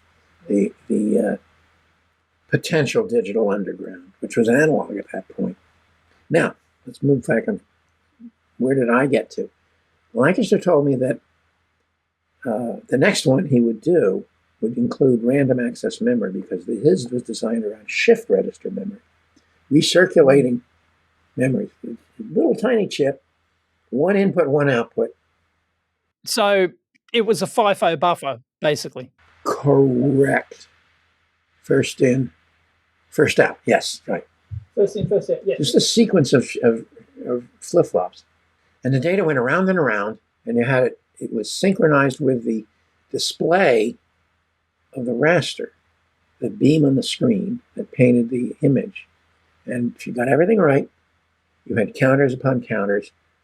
You would know when your next character was going to come up, and you could input a character to it. It would disappear and come out one screen later and be available for input, which meant that if you're going to input a text character into a line of text, you could input 60 characters per second at most. Not exactly great for a personal computer. Right. I mean, you could do some text with that. You could do 600 baud equivalent, but you couldn't do graphics. And the Apple I wouldn't do graphics. Because the Apple I used a TV typewriter that Steve Wozniak had designed. He told me that he hadn't even seen Lancaster's article, and I'll believe him. The guy was good. He was at Atari doing video and stuff, and they had the chips and all that there. So he designed his own. And for a while, Steve Jobs and Wozniak were thinking about developing a terminal that would work with time sharing, because there was a service called Counterculture, which had as their market the computer hobbyists, the timeshare users. And you could buy time from them at a low rate. Mm-hmm. And so obviously they needed a terminal. Well, they were going to do one, but then the ceiling fell in, and it was time to do a personal computer. So they took the TV typewriter section, stuck it onto a board with a generic 6502 circuit there with static memory and input output, the stuff you need. And that was their Apple I. So in my philosophy, the Apple I was not a personal computer. Because shots fired. It was limited to that text only. And what you needed was what I developed, which was direct input to the RAM, random access memory. Yeah, totally. And so I figured this out, that, okay, microprocessors are $350. This is 1974. That's too much. So whatever it was, you can't have a microprocessor in it yet. But I had worked out the concept, working off of, this is a whole other thing, from a philosophical concept of conviviality of design. And I explain it in the book. I don't think I want to explain it now. Yeah, it's in there. So I came out with this concept that in order to survive in public operation, a piece of computer equipment must grow a computer club around itself. And it must be designed for that purpose. So that's the challenge I set myself. And listening to Lancaster's statement about he wants to use newly available random access memory, I started with that and realized, okay, you can have a patch of memory, a memory board, and you can have a board that presents it repetitively with addresses that will match up with the screen scanning with the raster. And then you have another board that interfaces with that memory, contends with the other board, but the display board has priority. And that will take data coming in off of the serial line or the keyboard and put it in the next location. So it has a counter that knows where the next location is, and it presents that as an address to the memory along with the data, and you put the data in the right place so that the automatic action of the display output circuit shows it on the screen in the right place. So that's the modern bitmap kind of thing. Not exactly bitmap, still character mapped, but character mapped, but random access mapped. So I designed a circuit which became the VDM1. But I designed, first of all, I did the specification design. Didn't know what I hoped it would go into, become a terminal on its own. But it was a terminal designed to grow so that when you could get a microprocessor, you could plug it right onto the bus of that memory, plug in more memory, and you had a computer with its own display. One way of saying that is I redesigned the terminal so that the computer could walk up the data line and into the terminal and merge with the terminal. That was all theoretical, though. That was on paper. And then the Altair happened. A friend of mine who had convinced me to share a garage with him in Berkeley decided to start a computer parts company, processor technology. They would make boards to plug into the Altair because they looked at the article and said, there's nothing in that box. There's no place to plug a teletype in. It needs cards to do that. We'll make the cards. And I helped them, contracted services to teach them engineering and so forth, and do some of the engineering and help write the manuals. Then they came to me and said, we will pay you to design that terminal you've been designing, the Tom Swift terminal. I used it. Tom Swift was a boys literature character from the early 1910s. It was really Tom Edison, but teenage, kid's fantasy, no school, can do whatever he wants and somehow has the money to do it. So Tom Swift was always making Tom Swift's electric this or that. In my case, it was Tom Swift's electric terminal. So in honor of the character most likely to be found tampering with the equipment, Tom Swift terminal. We'll pay you to design a Tom Swift terminal, but you have to do it our way. And I was interested. We discussed it. And that became the VDM1, Video Display Module 1. S100 board that would plug into S100 computers, the Altair and its successors, and produce a video output, which is a window of text on memory. And you could move that text around really fast. And we had a fellow, Steve Dompier, real genius, who wrote some games. And so he wrote a Trek 80 game. The Trek 73 game was played on a teletype. And you would wait while the carriage moved over to the center, chunk, 10 characters per second. It printed out a little 3-line sort of tic-tac-toe matrix with the Enterprise in the middle and a character in each of the nearby places. And then Captain Kirk and, Scotty would be conversing in the intercom. And it went rather slow, but kids were playing it. Pardon me again. Trek 80, on the other hand, had an 8x8 matrix on the screen, which was your map. Enterprise was the center of it. All sorts of things were happening all around. Kids would love that. And there was the fuel gauge was decrementing, and it had your counters that keeping track of your photon torpedoes, and there was the intercom text going on. And it was also making sound through a radio they placed next to it because the Altair was really noisy.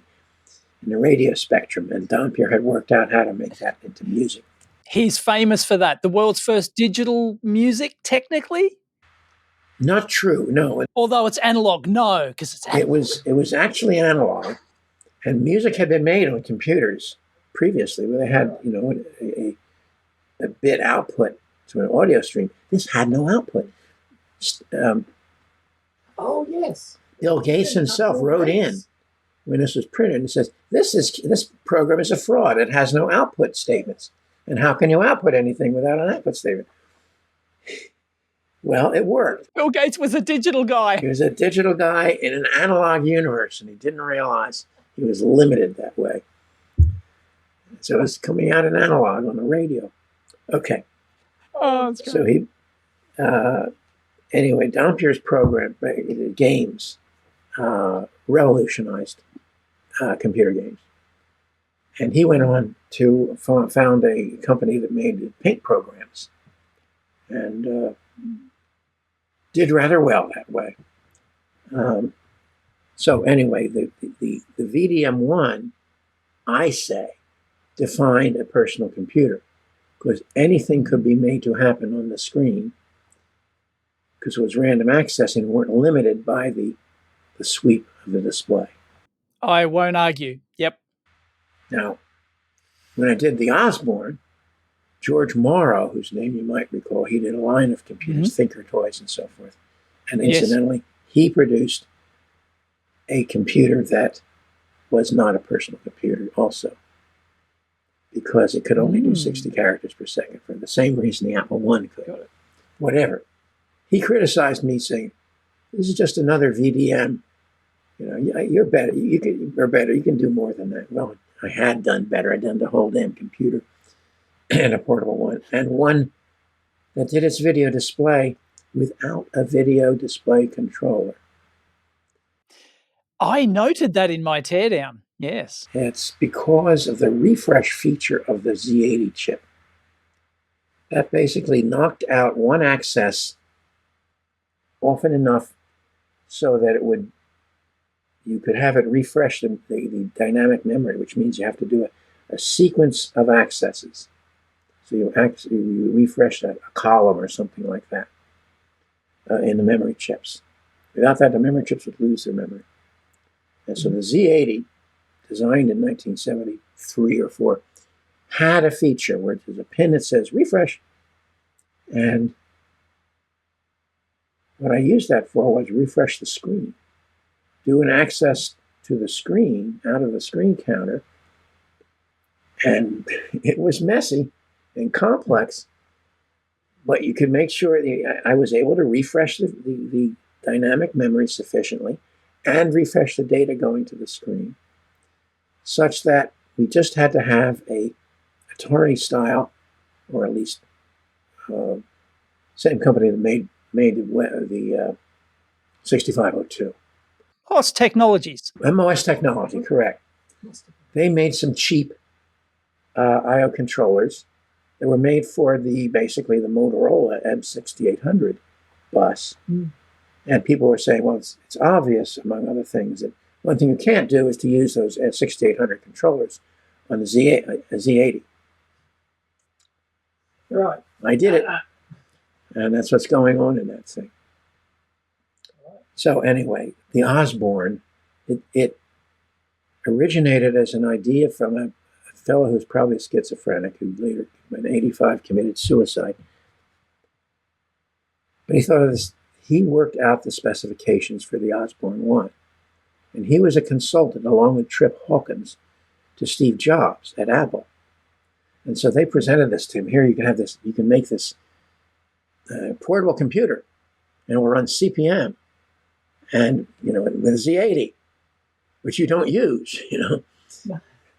And you can imagine how Steve Jobs responded to that.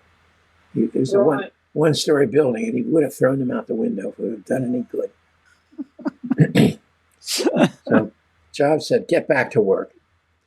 And the design was sort of out there, floating around the industry, being discussed by various people. Adam Osborne was a member of a poker group that included, the designer of the 6502. remember the name. Yep. It's on the tip of my tongue. And so, and it included George Morrow and some other people. And it seems to me... Chuck Peddle. That's it, Chuck Peddle. I asked Chuck Peddle later, did that design come through your hands? He said, that was around the industry. He wasn't going to say exactly that. And so Adam Osborne picked it up, noticed that nobody was doing anything about it. He had just sold his book company to McGraw-Hill, a big publisher, and money was burning a hole in his pocket. He saw me at the 1980 computer fair and says, Lee, I want to talk to you, because I had done some consulting for him, analyzing some things. He had a memory board, an S100 memory board under development in the back room of his book publishing company, and brought me in to try to diagnose what was wrong. And I said, you'll never make this thing work. Wire wrap on an S100 bus, forget it. Saved him some money. But he wanted to do a hardware company and really do it right. He was one of these Gilbert and Sullivan English guys. And so I was up for it because I was going broke. My processor technology had disappeared and my royalties stopped and I was going broke.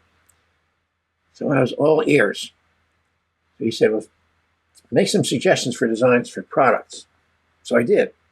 He rejected them all. Then he told me, I know what we're going to do. And then he sketched out very painstakingly on grid paper, because he wasn't much of an artist, this exactly what you have there. 5-inch display screen, 2 floppy disks, standard floppy disks, Z80 processor. He wanted it to have a port on the front that could do IEEE 488. Now, why that?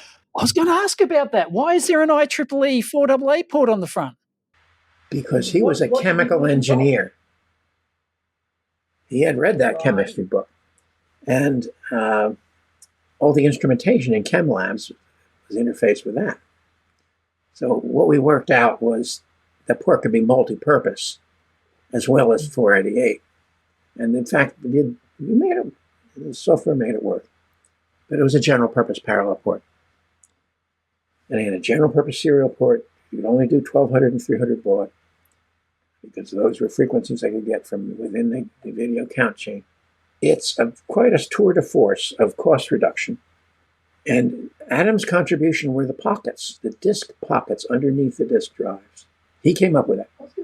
They were not included in Blair Newman, and the guy's name is the specification, because his concept, his marketing concept, was in fact original. He wanted a computer that could fold up, and when you had it folded up and snapped shut, you knew you had everything you needed to run with. Now, there was no computer that would do that at that time. The Apple II, on which the Osborne Company was planned, had a disk here falling off the top, and it had this and that boards that you needed to have plugged in, and cables, and if you wanted to move the whole thing, it was quite a project. And he saw this as something with a handle on it. It was portable. Snap it up, take it out, and go. Now, it's a good marketing concept. Most of them were never moved more than across the office. But when they moved, everything was in them.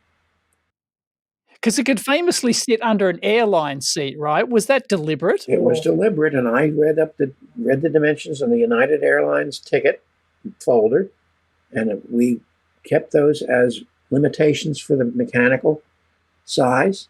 So it could have fit within that stricture, but then the seat got lower with other airlines, and it wasn't, it wouldn't always fit there. But the myth of the road warrior, with this thing, the guy on the left doesn't stand a chance because he hasn't got the Osborne, he's got a briefcase. Right.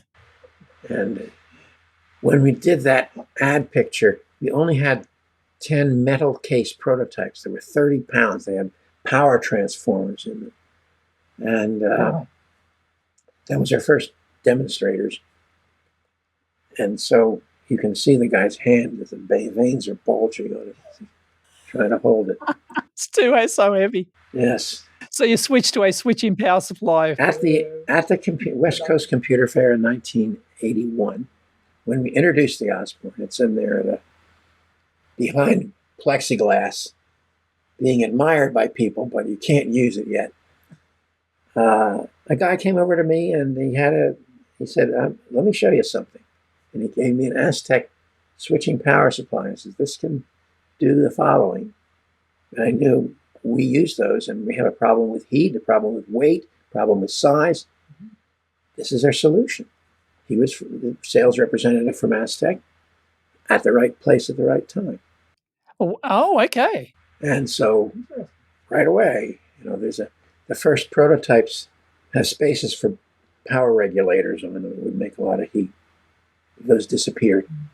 And of course, the board was relayed out, and it all worked adequately.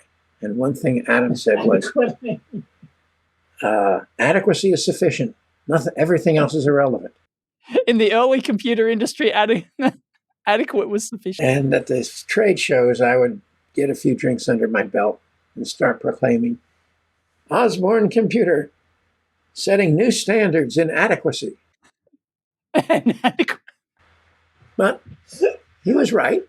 I heard there was a lot of problems with the FCC, apparently, because it wasn't meeting standards. I didn't design it to be FCC compliant because we didn't have the compliance standards at that point.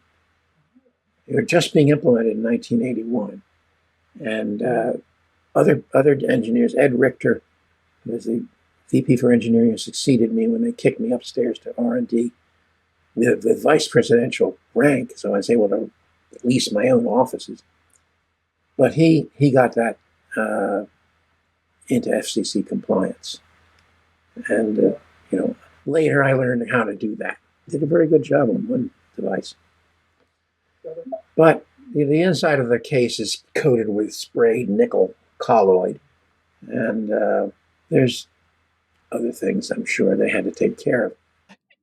Can I ask about the design and space of this thing? Because when I did a teardown of this, as we can see for those watching the video version of this, not only are those floppy drive slots in there, to put the blank floppies in, but there's a whole bunch of space under the bottom, and the keyboard is very space inefficient. At one point, there's just lots of spare space in this. Lots of space, yes. Why is that? If your goal was a portable computer, you as an engineer, was there any pushback to Adam? No, not really. The space under the floppy disk, that's the space you need for the pockets. But why do you need the pockets? To store the floppy disks. But you couldn't store them in like a separate pouch or something? All has to be in the case when you zip it up, when you button it up. You have to have everything you need. Yeah, but you can have a pouch on the top, just like an oscilloscope. You have your pouch on the top for your probes and your documents. Adam said we had to have slots. He defined that as a necessity. Right. Okay. So there was no pushback. Give me the constraints and I can design. In fact, that plastic bent piece that the monitor and the two discs, that's intentionally flexible. Now that would rest on the pockets. But if you shocked it, it could come up off of it a little bit. In other words, it made it survivable. And so I would just demo this by taking the whole thing, setting it off to one side. And I would say, announce to the audience, the Osborne computer is canted at an angle, so it's easier for it to fall that way. I pushed it over, slam. Then to fall the other way, pushed it over the other way, slam. And the audience is like standing in, well, is this ever going to work again? And of course, it wasn't shock sensitive because the structure was not rigid. One of the strictures, the mechanical design is make it all rigid. No, you don't want that. So this was designed with, let's see, it was a company, GVO, which was a contract design company for mechanical things. And we worked with them But most of this was sort of off the cuff design. We had a general manager who was quite a character. In fact, his resume was fraudulent. He had worked at one electronics company, and he had saved them from bankruptcy. But everything else he didn't have. Adam Osborne, he interviewed 2 people for the general manager position, and I met both of them. First one was a regular, normal guy. And later, fairly recently, we got in touch, and I said, and he asked, what happened there? I don't know. I was interviewed once, and there was nothing. So the next guy was this sort of Brooklyn street hoodlum from the 1950s. And he talked this and that and dem and does and talked dirty. And he captured Adam's heart. He felt this is the guy, he has the élan, if you want to use the French word. Oh, no. So everything was put under his control, everything technical. And I had to work with him. The case got designed, I guess the structure you see there was designed by the case designer, as an Iranian engineer named Hush Gurbani, who to this day on his website justifiably claims credit for the design of this, and it was done on his drafting board and so forth. So everything had to fit into that. So it went through generations with, first was a sheet metal design, and the sheet metal turned out to be too expensive to manufacture. And then the plastic design is a vacuum formed plastic. This is cheap to do because you take a wooden mold and you drill little holes into it and draw a vacuum in that. Take a sheet of plastic film and you heat it up just enough, and you pull it down over the wooden mold, and you suck on it with a vacuum, and it pulls it into the mold, and it comes out looking like an ice cream cone. But it's cheap to do, and you can get into production right away. So GVO helped on that, and they had to buy their own plastics company. Whenever I see an Osborne, I feel tired because I had to run flat out for a year to get that to happen. And our fraudulent general manager was certainly very active, but he didn't take care of a lot of details. And of those, I'll say no more. So it was a year from go to what's the timeline when you were first? Let's say from June or July of 1980 is when we started. I signed a contract, was given a little money every month, and a big hunk of the company. And I would lose parts of that company for every 2 weeks I was late. Not a good idea. And January or February of 1981, we had the metal prototype units. We couldn't call those manufacturable. And we showed those in the Chicago National Computer Conference, 1981. And they were putting up random characters on the screen from the noise. So, the design wasn't complete. Right. And the challenge, it was a year. There was a deadline of June 30th, 1981, to ship 10 units because Adam had made a bet with Bill Godbout, one of his chums. He said, "You'll never do that in a year." "Oh, yeah? What do you want to bet?" And we got 10 of them shipped out in the trunk of a car by that time, and he won the bet. And it came right back the next day to be repaired. They were the basic, right. A version of the Osborne one, as you see here. And so life was catching up with all you needed to do to make the thing reliable and make it run, and so forth. And I was expected to come up with double density disk adapters and 80 column video adapters during that time. And I completely failed to do that. I did bring in the guy who designed the analog portion of the double density floppy adapter. And that was about it. I was out of my depth, in part because I had never been in that situation before. I didn't realize I should have a department as a vice president of engineering. Yes. My job should have been to represent engineering to the board. You don't even have to be an engineer.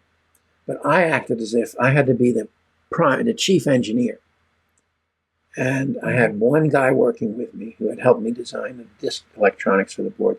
So I kept him on. We got a documentation clerk, and that was our department, which was not adequate to the task.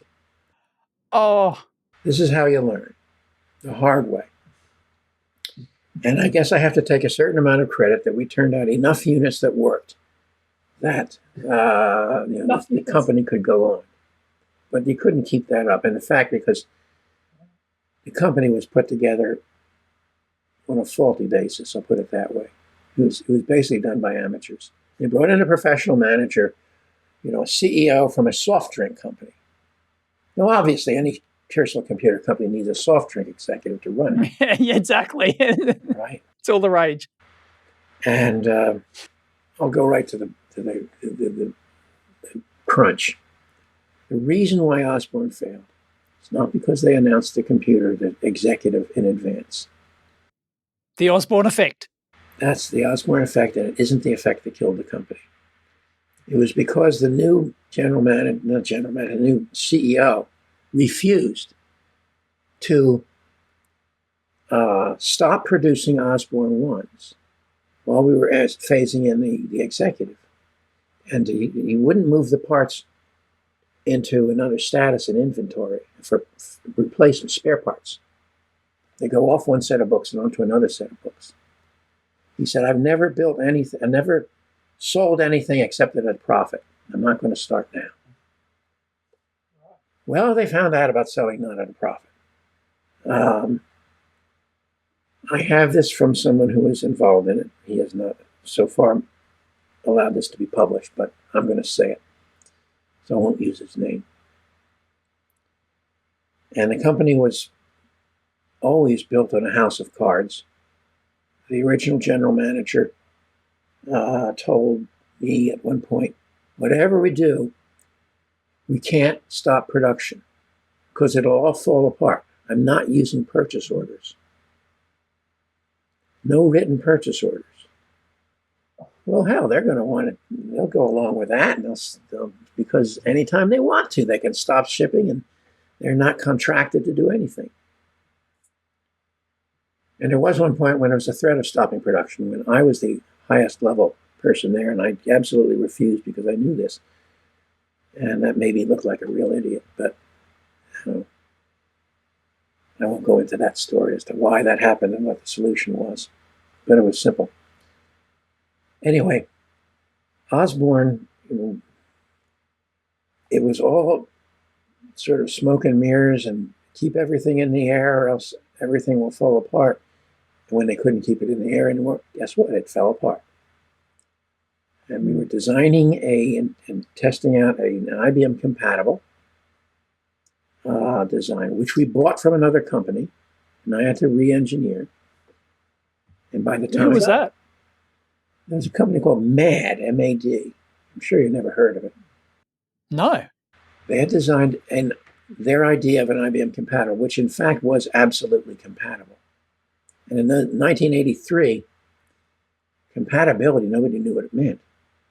And they were producing all kinds of computers that were, halfway compatible and MS-DOS compatible. They worked through the ROM, but they wouldn't work direct. But of course, by that time, people were writing code that directly accessed the hardware, bypassed the ROM entirely. And they had to do that to make games. So the proof of compatibility was a suite of games, which include Frogger and so forth. And you had to design it so it would do that. So I had to design in registers that did nothing. They just stored data and they returned it when they were asked. because they were using those registers in the games. And so I guess I became an expert in IBM PC compatibility. And actually I was asked to design a display board that was IBM PC compatible for a plasma panel display. Okay. And they used my design to prove to Compaq that their design was IBM compatible. They won the win on that one. They won the contract. I got my money, no further involvement. And in fact, Oki, however, the same company, did, after Osborne collapsed, they were one of 5 Japanese companies that we were talking with on a regular basis about a laptop. And that included NEC and... Yes, NEC did one. What's that? They did the Tandy one. Probably. No, that was... No, NEC did their own little... Kyocera. I think Kyocera did the Tandy one. The Tandy one. Kyocera, the Tandy right. 100. The Tandy 100. Yeah. But they weren't one of those companies. This was, the big 3 and 2 additional, which included Oki at the tail end. Mm-hmm. So I was the one who conducted those meetings. Adam would greet them, turn them over to me, and leave the room because he didn't have anything he could talk about. And they would say, "Please give us your exact specifications and we will quote." Every time they said that. And I said, "We do not have exact specifications. Let's discuss what you can do." And so they would come to us with various little disk drives and things of that sort. And that was, I think, the right way to do it. And when the bottom fell out, 2 of these companies came to me and said, "We would like to talk with you about designing an IBM compatible computer." And so I did, and contracted with Oki to design what they call the Rainbow computer, which never made it into production. There was already a DEC Rainbow, wasn't there? Yeah, but who cares? That was an internal name for them. So I spent $800,000 of their dollars and 18 months with a crew of 6 engineers and 10 consultants, designing this whole computer system, including hard disk drive, obviously the display, board of display that was switchable between plasma panel and video. And it all worked. We put it in a case that Colby made us. Colby, strangely, Chuck Colby had been an engineer at Ampex Special Products. And he was making these little fiberglass molded cases with a handle on the top, and you could take a board out of an IBM PC and mount it in there and make it go. It had its own monitor. We built up 10 of them in those cases. I remember the day when we came in and found out that one of the empty cases had a garbage bag put inside it because it looked just like a garbage can. Oh, no. When we delivered that, again, a lot of remembered tiredness. And then they, for marketing reasons, decided not to market it. They would have had to do, the next step would be reduce the circuitry to LSI, large-scale integrated chips. And we designed it for that. We designed the IBM PC properly so that there was no places, and there's places inside an IBM PC where you have a socket for a chip. All the other chips are soldered in, but you have a socket. And you have to choose a chip by test that will work in there. It's fast enough. So we couldn't have that. And so we did it the right way. And we're expecting to go on to the next phase where we worked with them. And we had bought a system capable of chip design.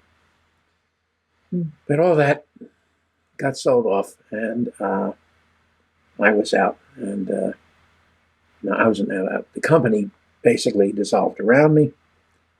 Wow. And I was on to the next thing, whatever that was going to be. Basically taking on little jobs and doing them and getting paid for them. And then I decided let's not give up on this window and memory concept. Mm-hmm. And in 1986, I started a company called Upstart Corporation. What do you name a startup company but Upstart, right? Right. And the idea was a workstation on a board that would plug into a base level IBM PC. And the board would have a 386 processor because they were brand new, just coming out with a bug in them. And Yes. I figured, we'll just get a chip on it and we'll do the display because that's what I know how to do.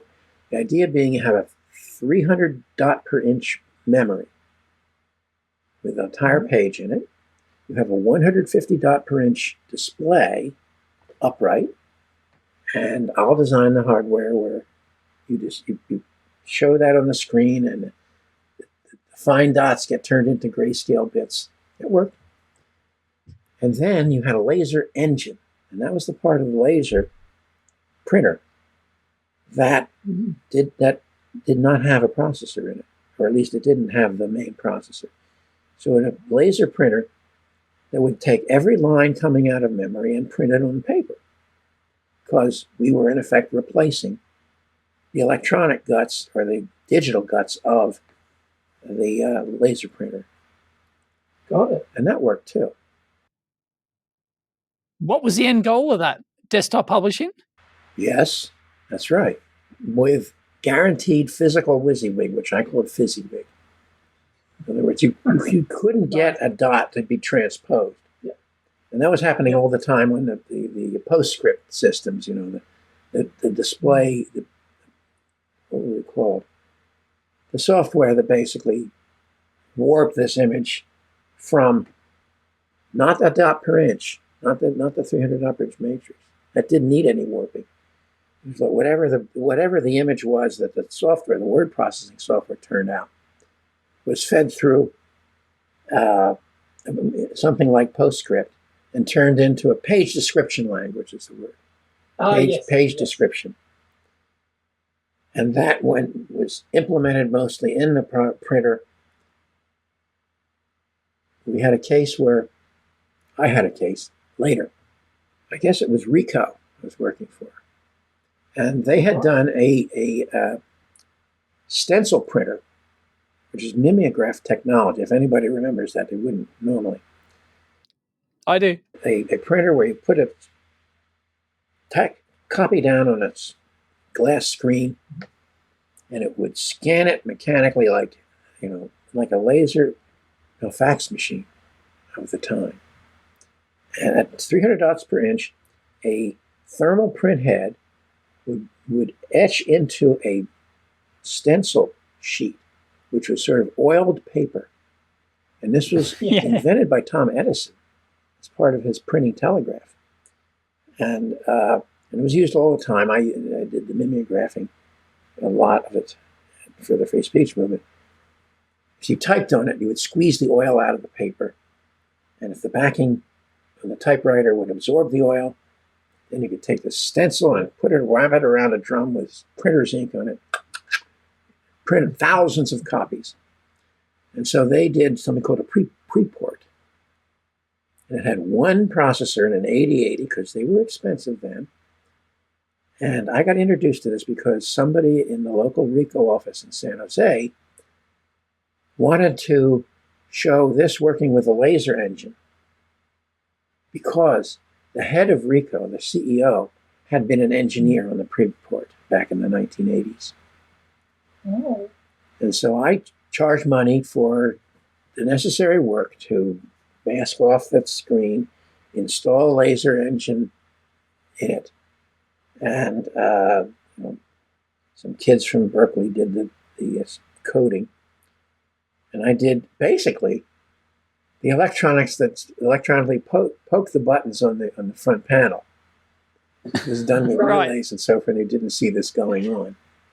So it would print out, scan and print, not scan. It would print out a sheet, and you had to input it, obviously, from a computer, like you had to input to a laser engine.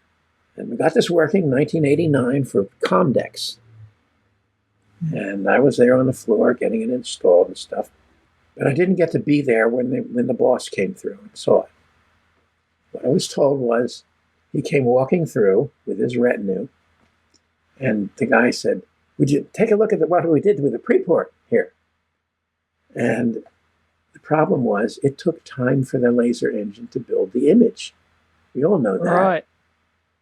And he doesn't stop walking. He says, "It's got to be faster than that." Oh, And it's gone. it's gone. Scrubbed. The demo was done. The demo was a failure. Oh. Because nobody thought about keeping him static until the engine could print the drawing. And it wouldn't have been that impressive anyway. So I tried to make a board that would plug in to an IBM PC. And that board, by the way, was solid electronics. It was made with little tiny 1 inch or less boards plugged up in a vast array. It was a block of stuff. And we were using all kinds of electronic tricks to move the data fast enough in there.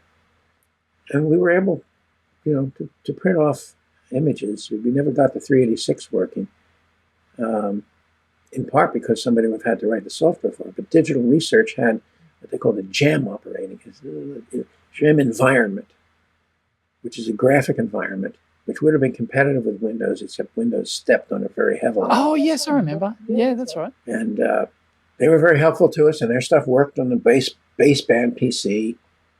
So we faked it that way. But the company ran out of money. The investors we had were brought in by a theatrical producer whose principle was that when I have a problem, I think of a story I can tell. And that'll solve the problem. No, it didn't work. So I was out $30,000 of my own money, just keeping my own company running to do this design. There I was on the beach, as you might say, and had to build back up from there. And so, the book touches on all of this. It doesn't go into great detail, not as much detail as I've gone into here. Then you moved on to Interval Research Corp, didn't you? Right. In 92, I was going broke again. And my wife, she was my wife-to-be, we were living together for 11 years before we got married, brought my attention to an article. They were starting a research lab. It was going to be sort of the next version of Xerox Palo Alto Research Center, which had gone past its peak by that time. And she wanted me to do some kind of sneaky things like give them a Homebrew Club t-shirt and not tell them anything about it, so forth. I decided I'm going to go hit him with everything I got. And I did so. Now, it happened that I was invited to talk to the class of Terry Winograd, who was one of the AI people. He's since became a principal of Google. He was at Stanford.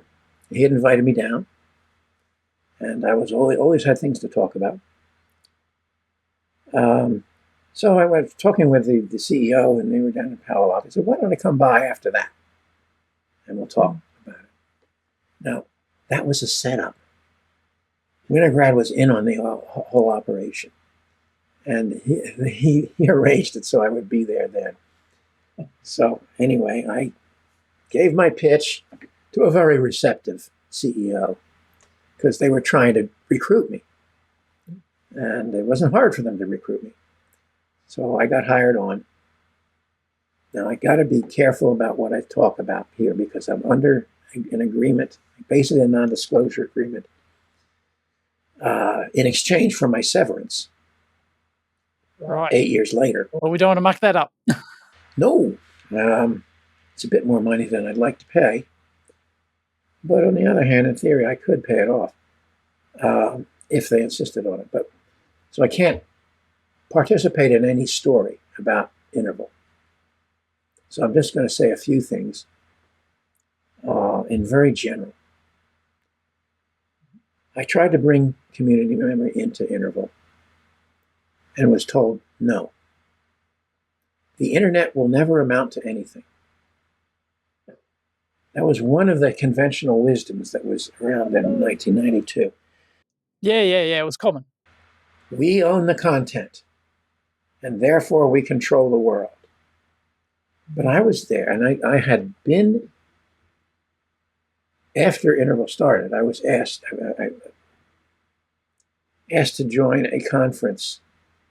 It was a 24-hour session run by a very pumped-up professor, Sonnenfeld, of CEOs and their top-level executives of entertainment companies, about talking about what are we going to do with this internet thing.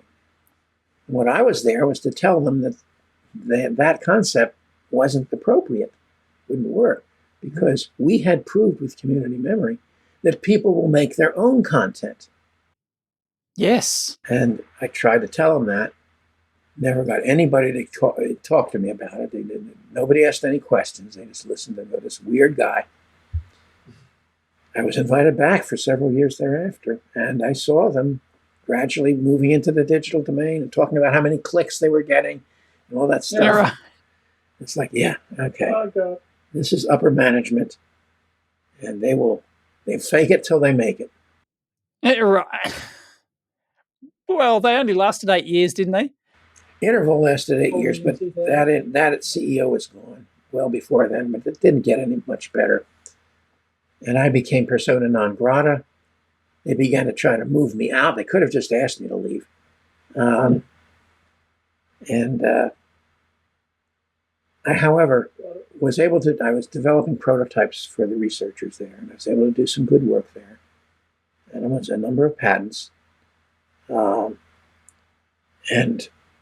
I met some extremely good people that I'm really glad I met.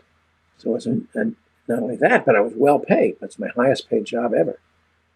So I put a lot of that money away for retirement. I'm living off that now. Well, it was funded by Paul Allen, wasn't it? Yes, it was. Yeah. And in fact, at the end, after the place had closed, they asked me to come up with a couple of inventions for them, patents, which were done strategically because they had licensed the technology, and there was a balloon payment due on it. And we knew about their technology, and so they wanted me to develop some patents that would be improvements on that technology they could use to bargain with it. I never found out how that went. I produced the patents, then that was it. Got paid for that. And where was that? That was 2000. So we're into the 2000s. Yeah, it ended in 2000. And I'm taking on contract jobs and work for some Russians, which was very instructive, and but it left me with a bad taste in my mouth. And for a design company, where I became their best electrical engineer, much to my surprise. But they got bought by a manufacturing company. The manufacturing company blew everything. They didn't even have a salesperson on the West Coast. And guess what? They wound up selling themselves off to another manufacturing company who did have a sales representative and who had too much business. Right. So, you can see that I've seen the tales of Silicon Valley glory firsthand. Oh, yes. In many different ways. I have to ask about because a lot of people want to know about the Homebrew Computer Club. Forgot to mention that. Tell us, because you were there from day one, and you, by, I think, the third or fourth meeting, you were the leader, fourth. Right. You were the de facto leader, kind of. I was I called myself the Toastmaster. I was smart enough to know that the meeting was the important thing. The meeting was social media. And I came to the first meeting of the club in a garage with a fellow who had some of the same ideas I had about community facilitating networks, but wasn't ready to do it on computers. But he was hanging around the computer underground there, the community computer center where the kids could get their 50% time sharing fix, and taking people's names and contacts. And so when the Altair when the first Altair was sent around to the publication there, the People's Computer Company, it made the rounds of a lot of people. And this was one of it. This fellow, Fred Moore, who was really a radical pacifist activist. That's his major passion in life. And he got diverted, in effect, into starting this computer club. And I came to it with experience in social media because 75 community memory had been running for years. And I knew at the meeting what we had to do was basically construct a network. And we passed around a sign-up sheet and told people, write down the things you have, the things you want, the things you need, what you plan to do, and contact information. And that got Xeroxed later and printed up as our first newsletter. That's in the Computer History Museum. But I got him off to the right start. Now, I wasn't running the meeting then. Gordon French, whose garage it was held in, was a contract programmer. He knew IBM programming, and I mean IBM mainframe programming. He had built his own 8008 personal computer, and he would lecture us on the fine points of programming. And in the third meeting, he was doing that, and half the audience had left and was out in the lobby, meeting each other. And I looked at that and said, we got to bring this process inside. At the next meeting, he announced that he would sign a contract to program for the Social Security Administration in Baltimore, Maryland, on the other coast. And so he wouldn't be able to run the meetings. And so who would? And so Marty Spergel was there. And he immediately put my name into nomination. And I was ready for it. I didn't say no, and I wasn't diffident. But this was right up your alley.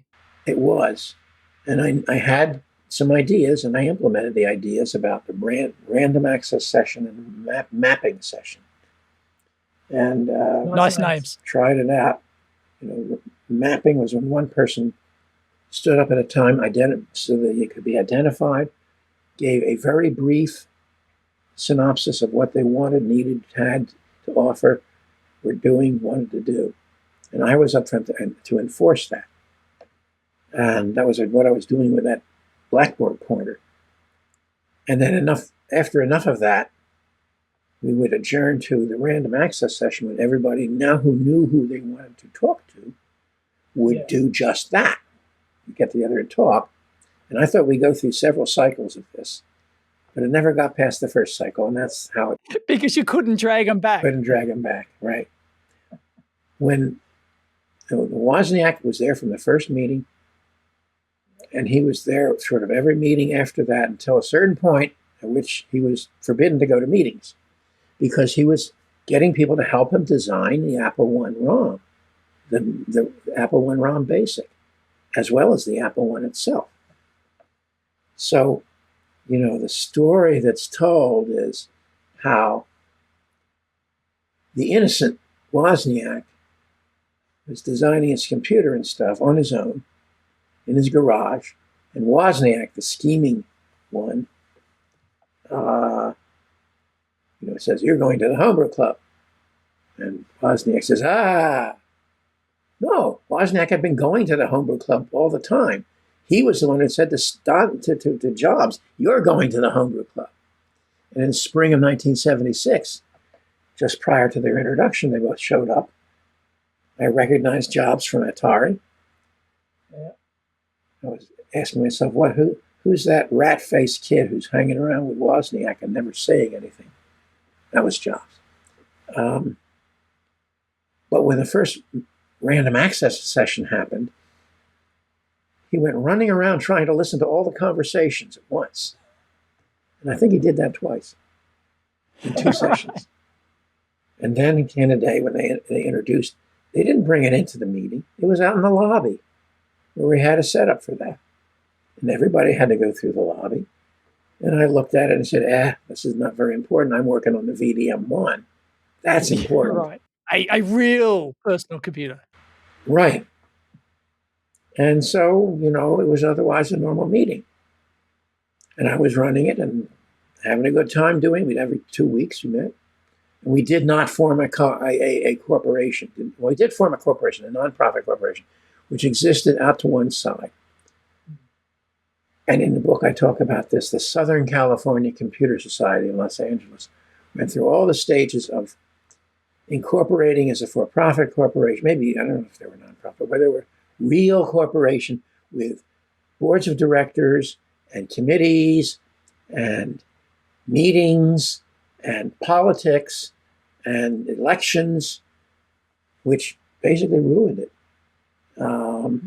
Because people were ready to get all involved in that. And then when we formed the corporation, the nonprofit, the 5-member nonprofit corporation, I mentioned this to the meeting. I could see the eyes light up all over the place. Aha! Power to be had. And I told him, no, you're not going to do that. This is my meeting, and I can take it anywhere I want. So I'm not going to be subject to any political manipulations and so forth. Nice. And we did fine that way. We published a newsletter. We solicited money as donations. Always ran a positive budget. Didn't have any particular projects. And it was just the place, the seedbed where everything else could grow out of, including the West Coast Computer Fair. I mean, our corporate president, a very dignified, older aerospace engineer, Robert Reiling, joined up with Jim Warren, who was their gossip monger in the back, and they formed the West Coast Computer Fair. Just on a whim, think we can do this? Maybe, yeah, okay. And they did it. And it printed money as far as they're concerned. But the club wasn't made to make money. It was made to create possibilities. And it was very good at that. 1992, Esther Dyson, who was an eminence in the industry, had her own newsletter and so forth, marketing, basically. She published a book, and she got the premier venture capital company, I have to remember the name, but I printed it, to host a book party. And we all went. And I ran into a little guy with some owlish spectacles who came up to me and said, I want to thank you. You don't know me, but I was attending the Homebrew Club meetings in 1980 when I was an engineer at Intel. And, I really benefited from that. So thank you, yes. And I had my standard speech was, I called giving them a blessing. Yes, well, we did some important stuff. But they also came up to me and said, you were saying some really important stuff. I wasn't. They were saying the important stuff. And my job was to keep them from mucking it all up with details. So I had my that's great. Standard speech. Who is this guy anyway? And it was Kleiner Perkins was the name of the company. And so he introduced himself. He says, I'm John Doerr. Here's my card, Kleiner Perkins. He was the top dog at that company, the top venture capitalist in Silicon Valley at the time. Wow. And so, it got around. We had a mailing list of 3,500 in 1978, year 3 of operation. Mm-hmm. Not members. Not members, because there were only 5 members of the corporation. Legally, they were the members. I was one. But you gave some money, and that helped you greatly in getting the newsletter sent to you. The mailing list was on a teletype roll, and we unrolled it across the entire auditorium. The room held 274 people. More could cram into it, but that was about it. So you can see there's a tremendous churn of people going through. And that was its success. He went there to... It was basically a meeting place. It was just a... Yeah. It was social media in person. Yes. And I heard that way. I think you mentioned in your book that every time Wozniak would turn up early and he would take the only seat that had a PowerPoint. A power connection. You would call it PowerPoint. We would call it PowerPoint. We call it PowerPoint here in Australia. To me, a PowerPoint is a program for display. Oh, yeah, no. Yeah, he had his high school acolytes with him, Chris Espinosa and Randy Wigginton, who went on to careers at Apple. They were the original founders of Apple. They were part of the original crew. They were part of the original crew. I don't think they had a place in the corporation, but they got, obviously, equity. Right. Yeah, but they were in the garage, I think. And Espinosa only ever had one job at Apple. And he started as a high school kid. It was a third place. Now, there's a book called The Great Good Place. I give the reference to it in my book. Silicon Valley was not centralized. There's this myth, sort of, that there was this Mount Olympus, and all the important people sat around a table on the top, and like the gods on Olympus, casting lightning bolts down to the valley below, which would become products and companies and so forth. And people have come up to me and said, well, you were there then. You must know Gordon Moore and all those people, the big names. I literally lived at the base of the big hill on which lived the venture capitalist who was the person who financed Osborne. As I discovered later when I went back there to verify, to authenticate the Osborne prototype that he got. So if there was a Mount Olympus, that was it.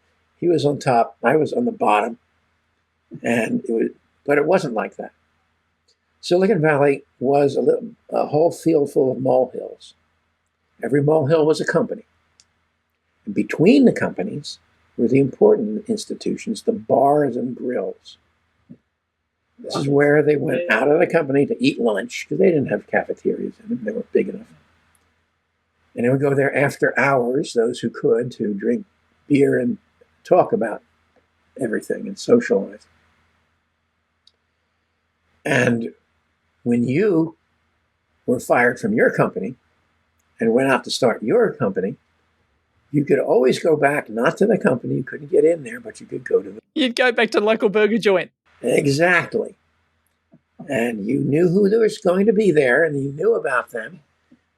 And you could talk with them freely about your big ideas and recruit them.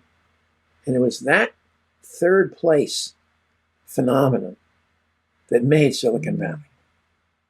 I mean, one of the more famous ones was called the Wagon Wheel, but I never went there. That's where Intel people went. But there were tons of them. And so the third place, the social media, in effect, made Silicon Valley what it was. I call it a state of mind in a general physical area. But it's always changing. Is it still like that these days? Well, it changes all the time. I can't answer that question because I'm not really active in that milieu. I'm sitting on my own up in Redwood City. And I'm not doing much consulting or any consulting down in the valley. So it's really, I can't answer it. But Google got smart by making a big enough food operation that attracted people from outside. It became a third place that they controlled, and their people were in. So you can go there and you can meet the people, but you knew everyone was listening, whatever you're talking to, and you were in the belly of that beast. So that changed things a bit, but as regards Google, but then there were all the other companies too. And of course, Silicon Valley evolved from a semiconductor-centric place, and one was doing military electronics, where the cost isn't an issue, and on to the days of mass electronics like Ampex and other companies, Memorex. There was a point at which, if you wanted to know where someplace was in Silicon Valley physically, Memorex would be used as the reference point. Do you know where Memorex is? Well, from there you go here and there. It's gone now. So it's now in a software-heavy kind of mode, except companies like NVIDIA and Intel are still there, and NVIDIA is one of the hottest companies around. You know, there's artificial intelligence, which in my book I refer to as artificial stupidity. You don't think it's going anywhere as an LLM? Oh, it's going somewhere, but where it's going is not in charge of everything. It's going to replace a lot of effort that people put in doing work that is idiotic, basically. I don't know if I can say the BS word here, but I'll just say that a lot of work is BS. Yes. B stands for bull. And lots of people are doing it, and they're miserable doing it, but they do it for the money. And they're going to be replaced by these programs, which will do it worse, slightly worse, but bad, good enough for BS purpose. You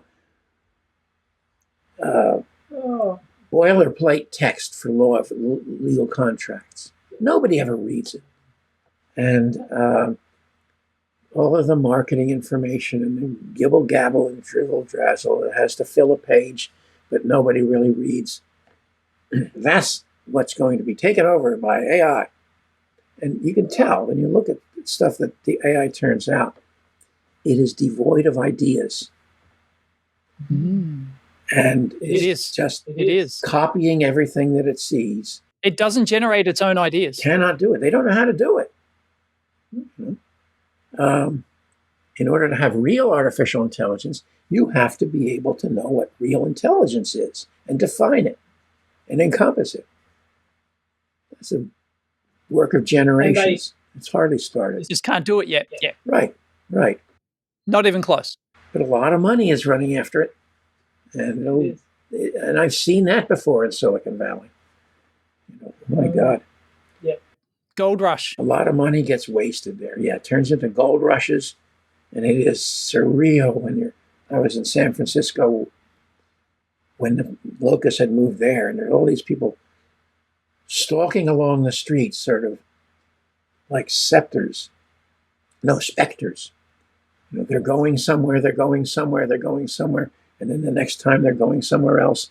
They're trying to create a reality of their own. You know, that was the time, 1999, when I got contracted to do a design of a cheap PC and for use in the China market. And I got stiffed. They didn't pay me. Well, at least I used the experience from that to move forward into other projects. So I have lived a life of adventure. You have indeed. Can we finish up here just by going back to the Osborne one again for our electronics audience? Here's the main board. Yes, I see someone has added the, I think the, I don't know if that's the video, it's probably double density or something. Somebody can solder in there. The video board, I think. Yeah, it's out of sight. That's the video board down the bottom. Yeah. Is this like an early version or? No, it's a standard version, but the double density wasn't, the double density video wasn't part of it. And I'm not sure how I would have handled that. But somebody came along and just made a 52 column screen a 104 column screen and then cut off everything but 80 columns. I don't consider that to be really good design.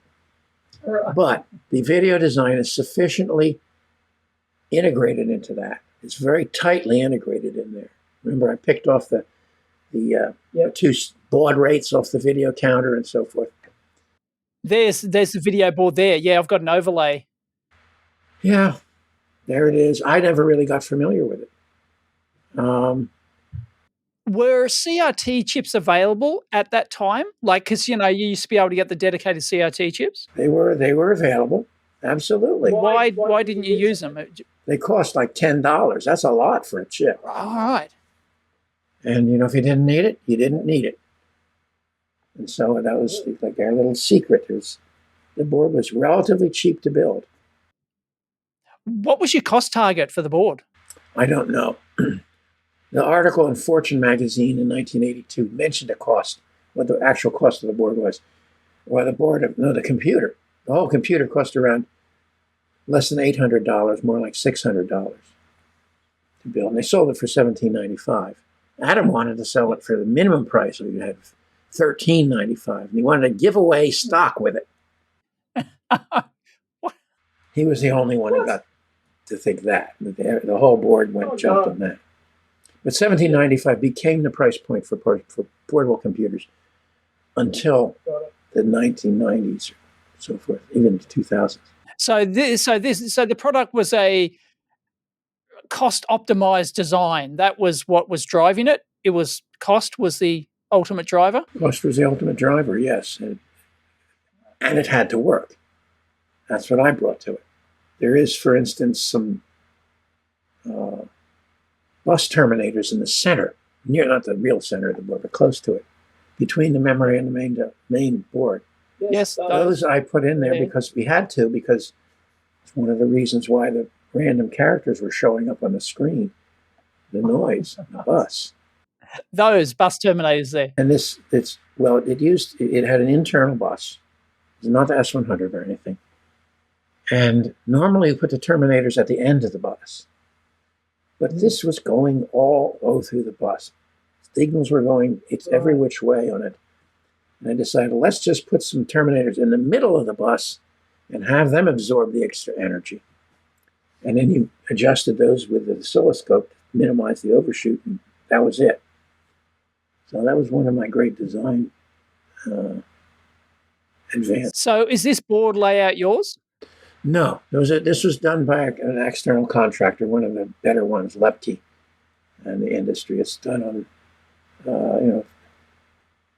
done digitally. You can tell that. Right. I was going to say, what packages were you using back then? Did you hand draw the schematic, or were you using a CAD tool, or what? Well, at that time, I hand drew the schematics, yes. I was working on a drafting board and C-size sheets. And, every page was a section. One page was a modem. I put the modem on there, except we couldn't afford that, or didn't have the space and so forth. And so we just threw that sheet away, and the signals that went to the modem became the modem control signals that went out on the connector. We'll worry about that later. We'll worry about it later. Just shut the design outside. I had one bit to control it with. And so I labeled that OLB, which meant one lousy bit. And then it came time to write the manual, and the person writing the manual said, now, what does this signal, what does this mean? What is the meaning of those letters? And I said, one lousy bit. He says, we can't say that. So we thought of something like output low bit or something. And they've since changed it. But that's what you got to do. That's great. And it was a double-sided layout for cost reasons? Double-sided that I believe became 4-layer. It was a 4-layer board. Oh, it was? I think so. You won't see the power distribution on this. I can see power distribution out the sides. Yes, true. I can't tell you for sure. I think they had to make it 4 layers for the FCC. Okay, right. That was out of my hands, fortunately.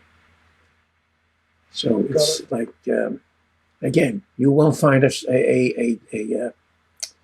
CRT controller on there.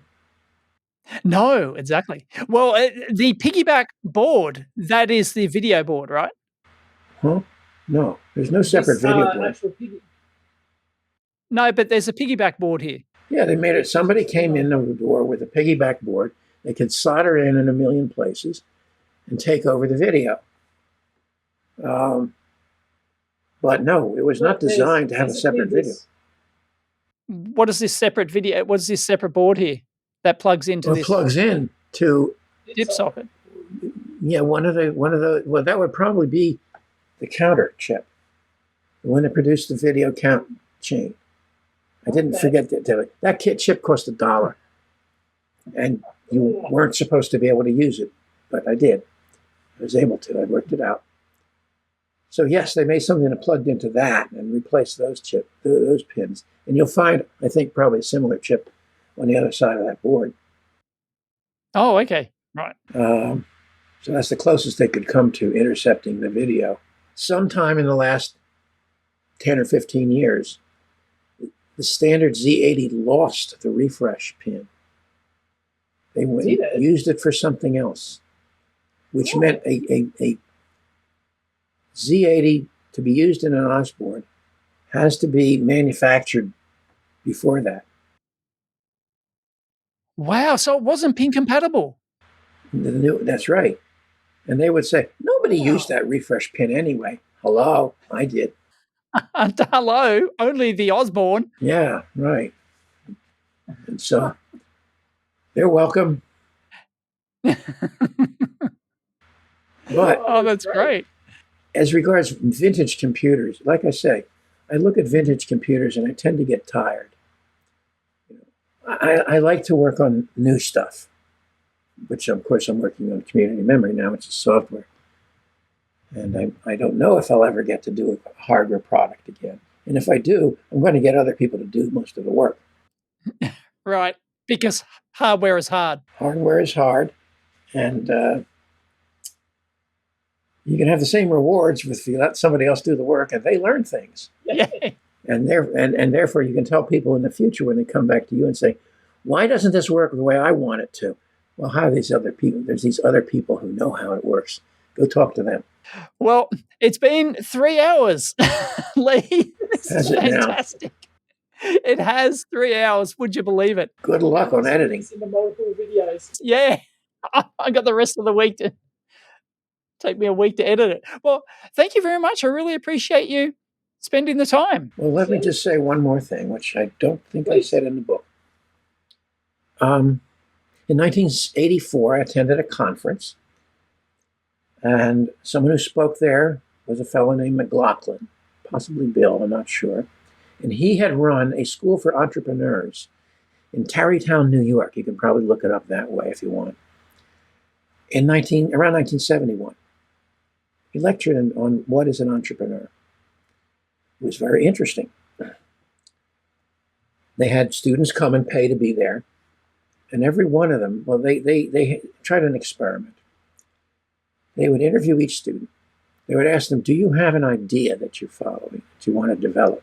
And every one of them did. That's why they were entrepreneurs. That's why they were there. Mm-hmm. They asked them, how much money do you think you could make out of this idea? And they would come up with a number. So then they would offer them 3 times that amount of money on the condition that they have nothing further to do with that idea. They had to walk away and do something else. None of them took the money. Yeah. None of them took it. Because an entrepreneur is not about ideas. Entrepreneurship is not about, excuse me, I said that wrong. It is about ideas. It's not about money. It's not about getting rich. It's about developing an idea and moving it into acceptance by the general society. That's what entrepreneurship is about. And you can make money at that. In fact, money is regarded generally as the validation.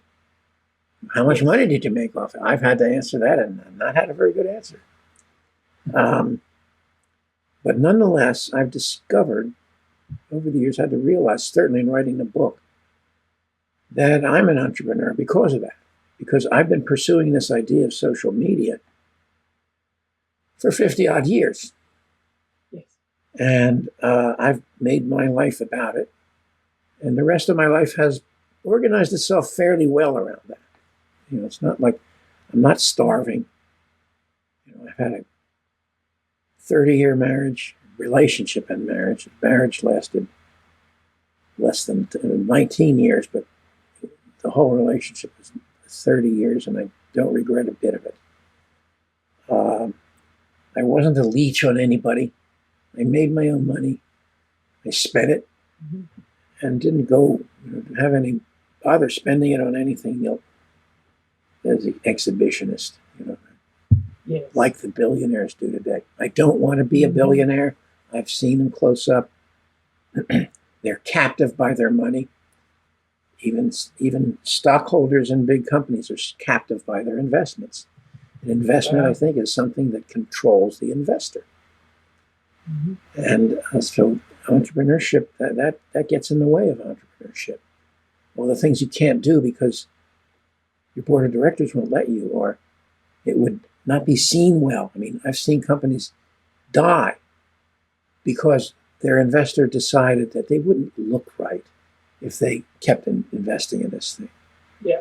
You know, we do not have, for instance, a cure for toenail fungus that is injectable, because that company was the one who the investor walked away from. And I was consulting to them. I was helping them build some of their equipment. So I know about that one, and there's God knows how many others. So anyway, if you want to know what an entrepreneur looks like, hi, here I am. And it isn't what you may think. And all the people who are the Elon Musks and so forth, there's something else. You know, Bill Gates was always going to become rich, no matter how he did it. Elon Musk was also. And there's somebody else. So when you think of entrepreneurs in Silicon Valley and so forth, don't think about the big money. Think about the big ideas. Think about moving an idea forward and adapting it as you go. And think about selling the ideas. That's the definition of marketing, is selling the idea of a product. Yes. And it's a very necessary element of entrepreneurship. Now, I didn't get money for the ideas, but that wasn't important. I did get some, and I used it. I made money selling off Osborne stock when nobody else could. And I gave it all to community memory. And somebody once Fantastic. chided me, saying, you should have spent someone yourself. I turned into a screaming fit on that one. He got very impressed. Well, I'm impressed, Lee. All right. Thank you very much. I will link your book down below. I've read it. I can highly recommend it. Me and My Big Ideas, Counterculture, Social Media, and the Future. In ebook and paperback from Amazon, and You can get it from Amazon. ebook from Apple iTunes iBook. Fantastic. Is there going to be an audiobook? Second person to ask that. I haven't planned it yet. I don't relish doing the speaking part because my voice isn't good for it. But now I'm told they don't let you do that. So I'll get to that. But yes, keep asking about it. No worries. Watch the skies. Well, Also, thank you very much, Lee. I have T-shirts and posters with my sayings on them, and a Homebrew Club official T-shirt. Felsenstein, S-I-G-N-S. Signs. Yes, and that's the publisher of the book. .com. Me. Okay. Fantastic. That's the way it should be. Hope so. I agree. Awesome. Well, thank you very much, Lee. I really appreciate taking your time to share all your stories and everything. Okay. Good luck. Thanks, mate. Bye-bye. See ya.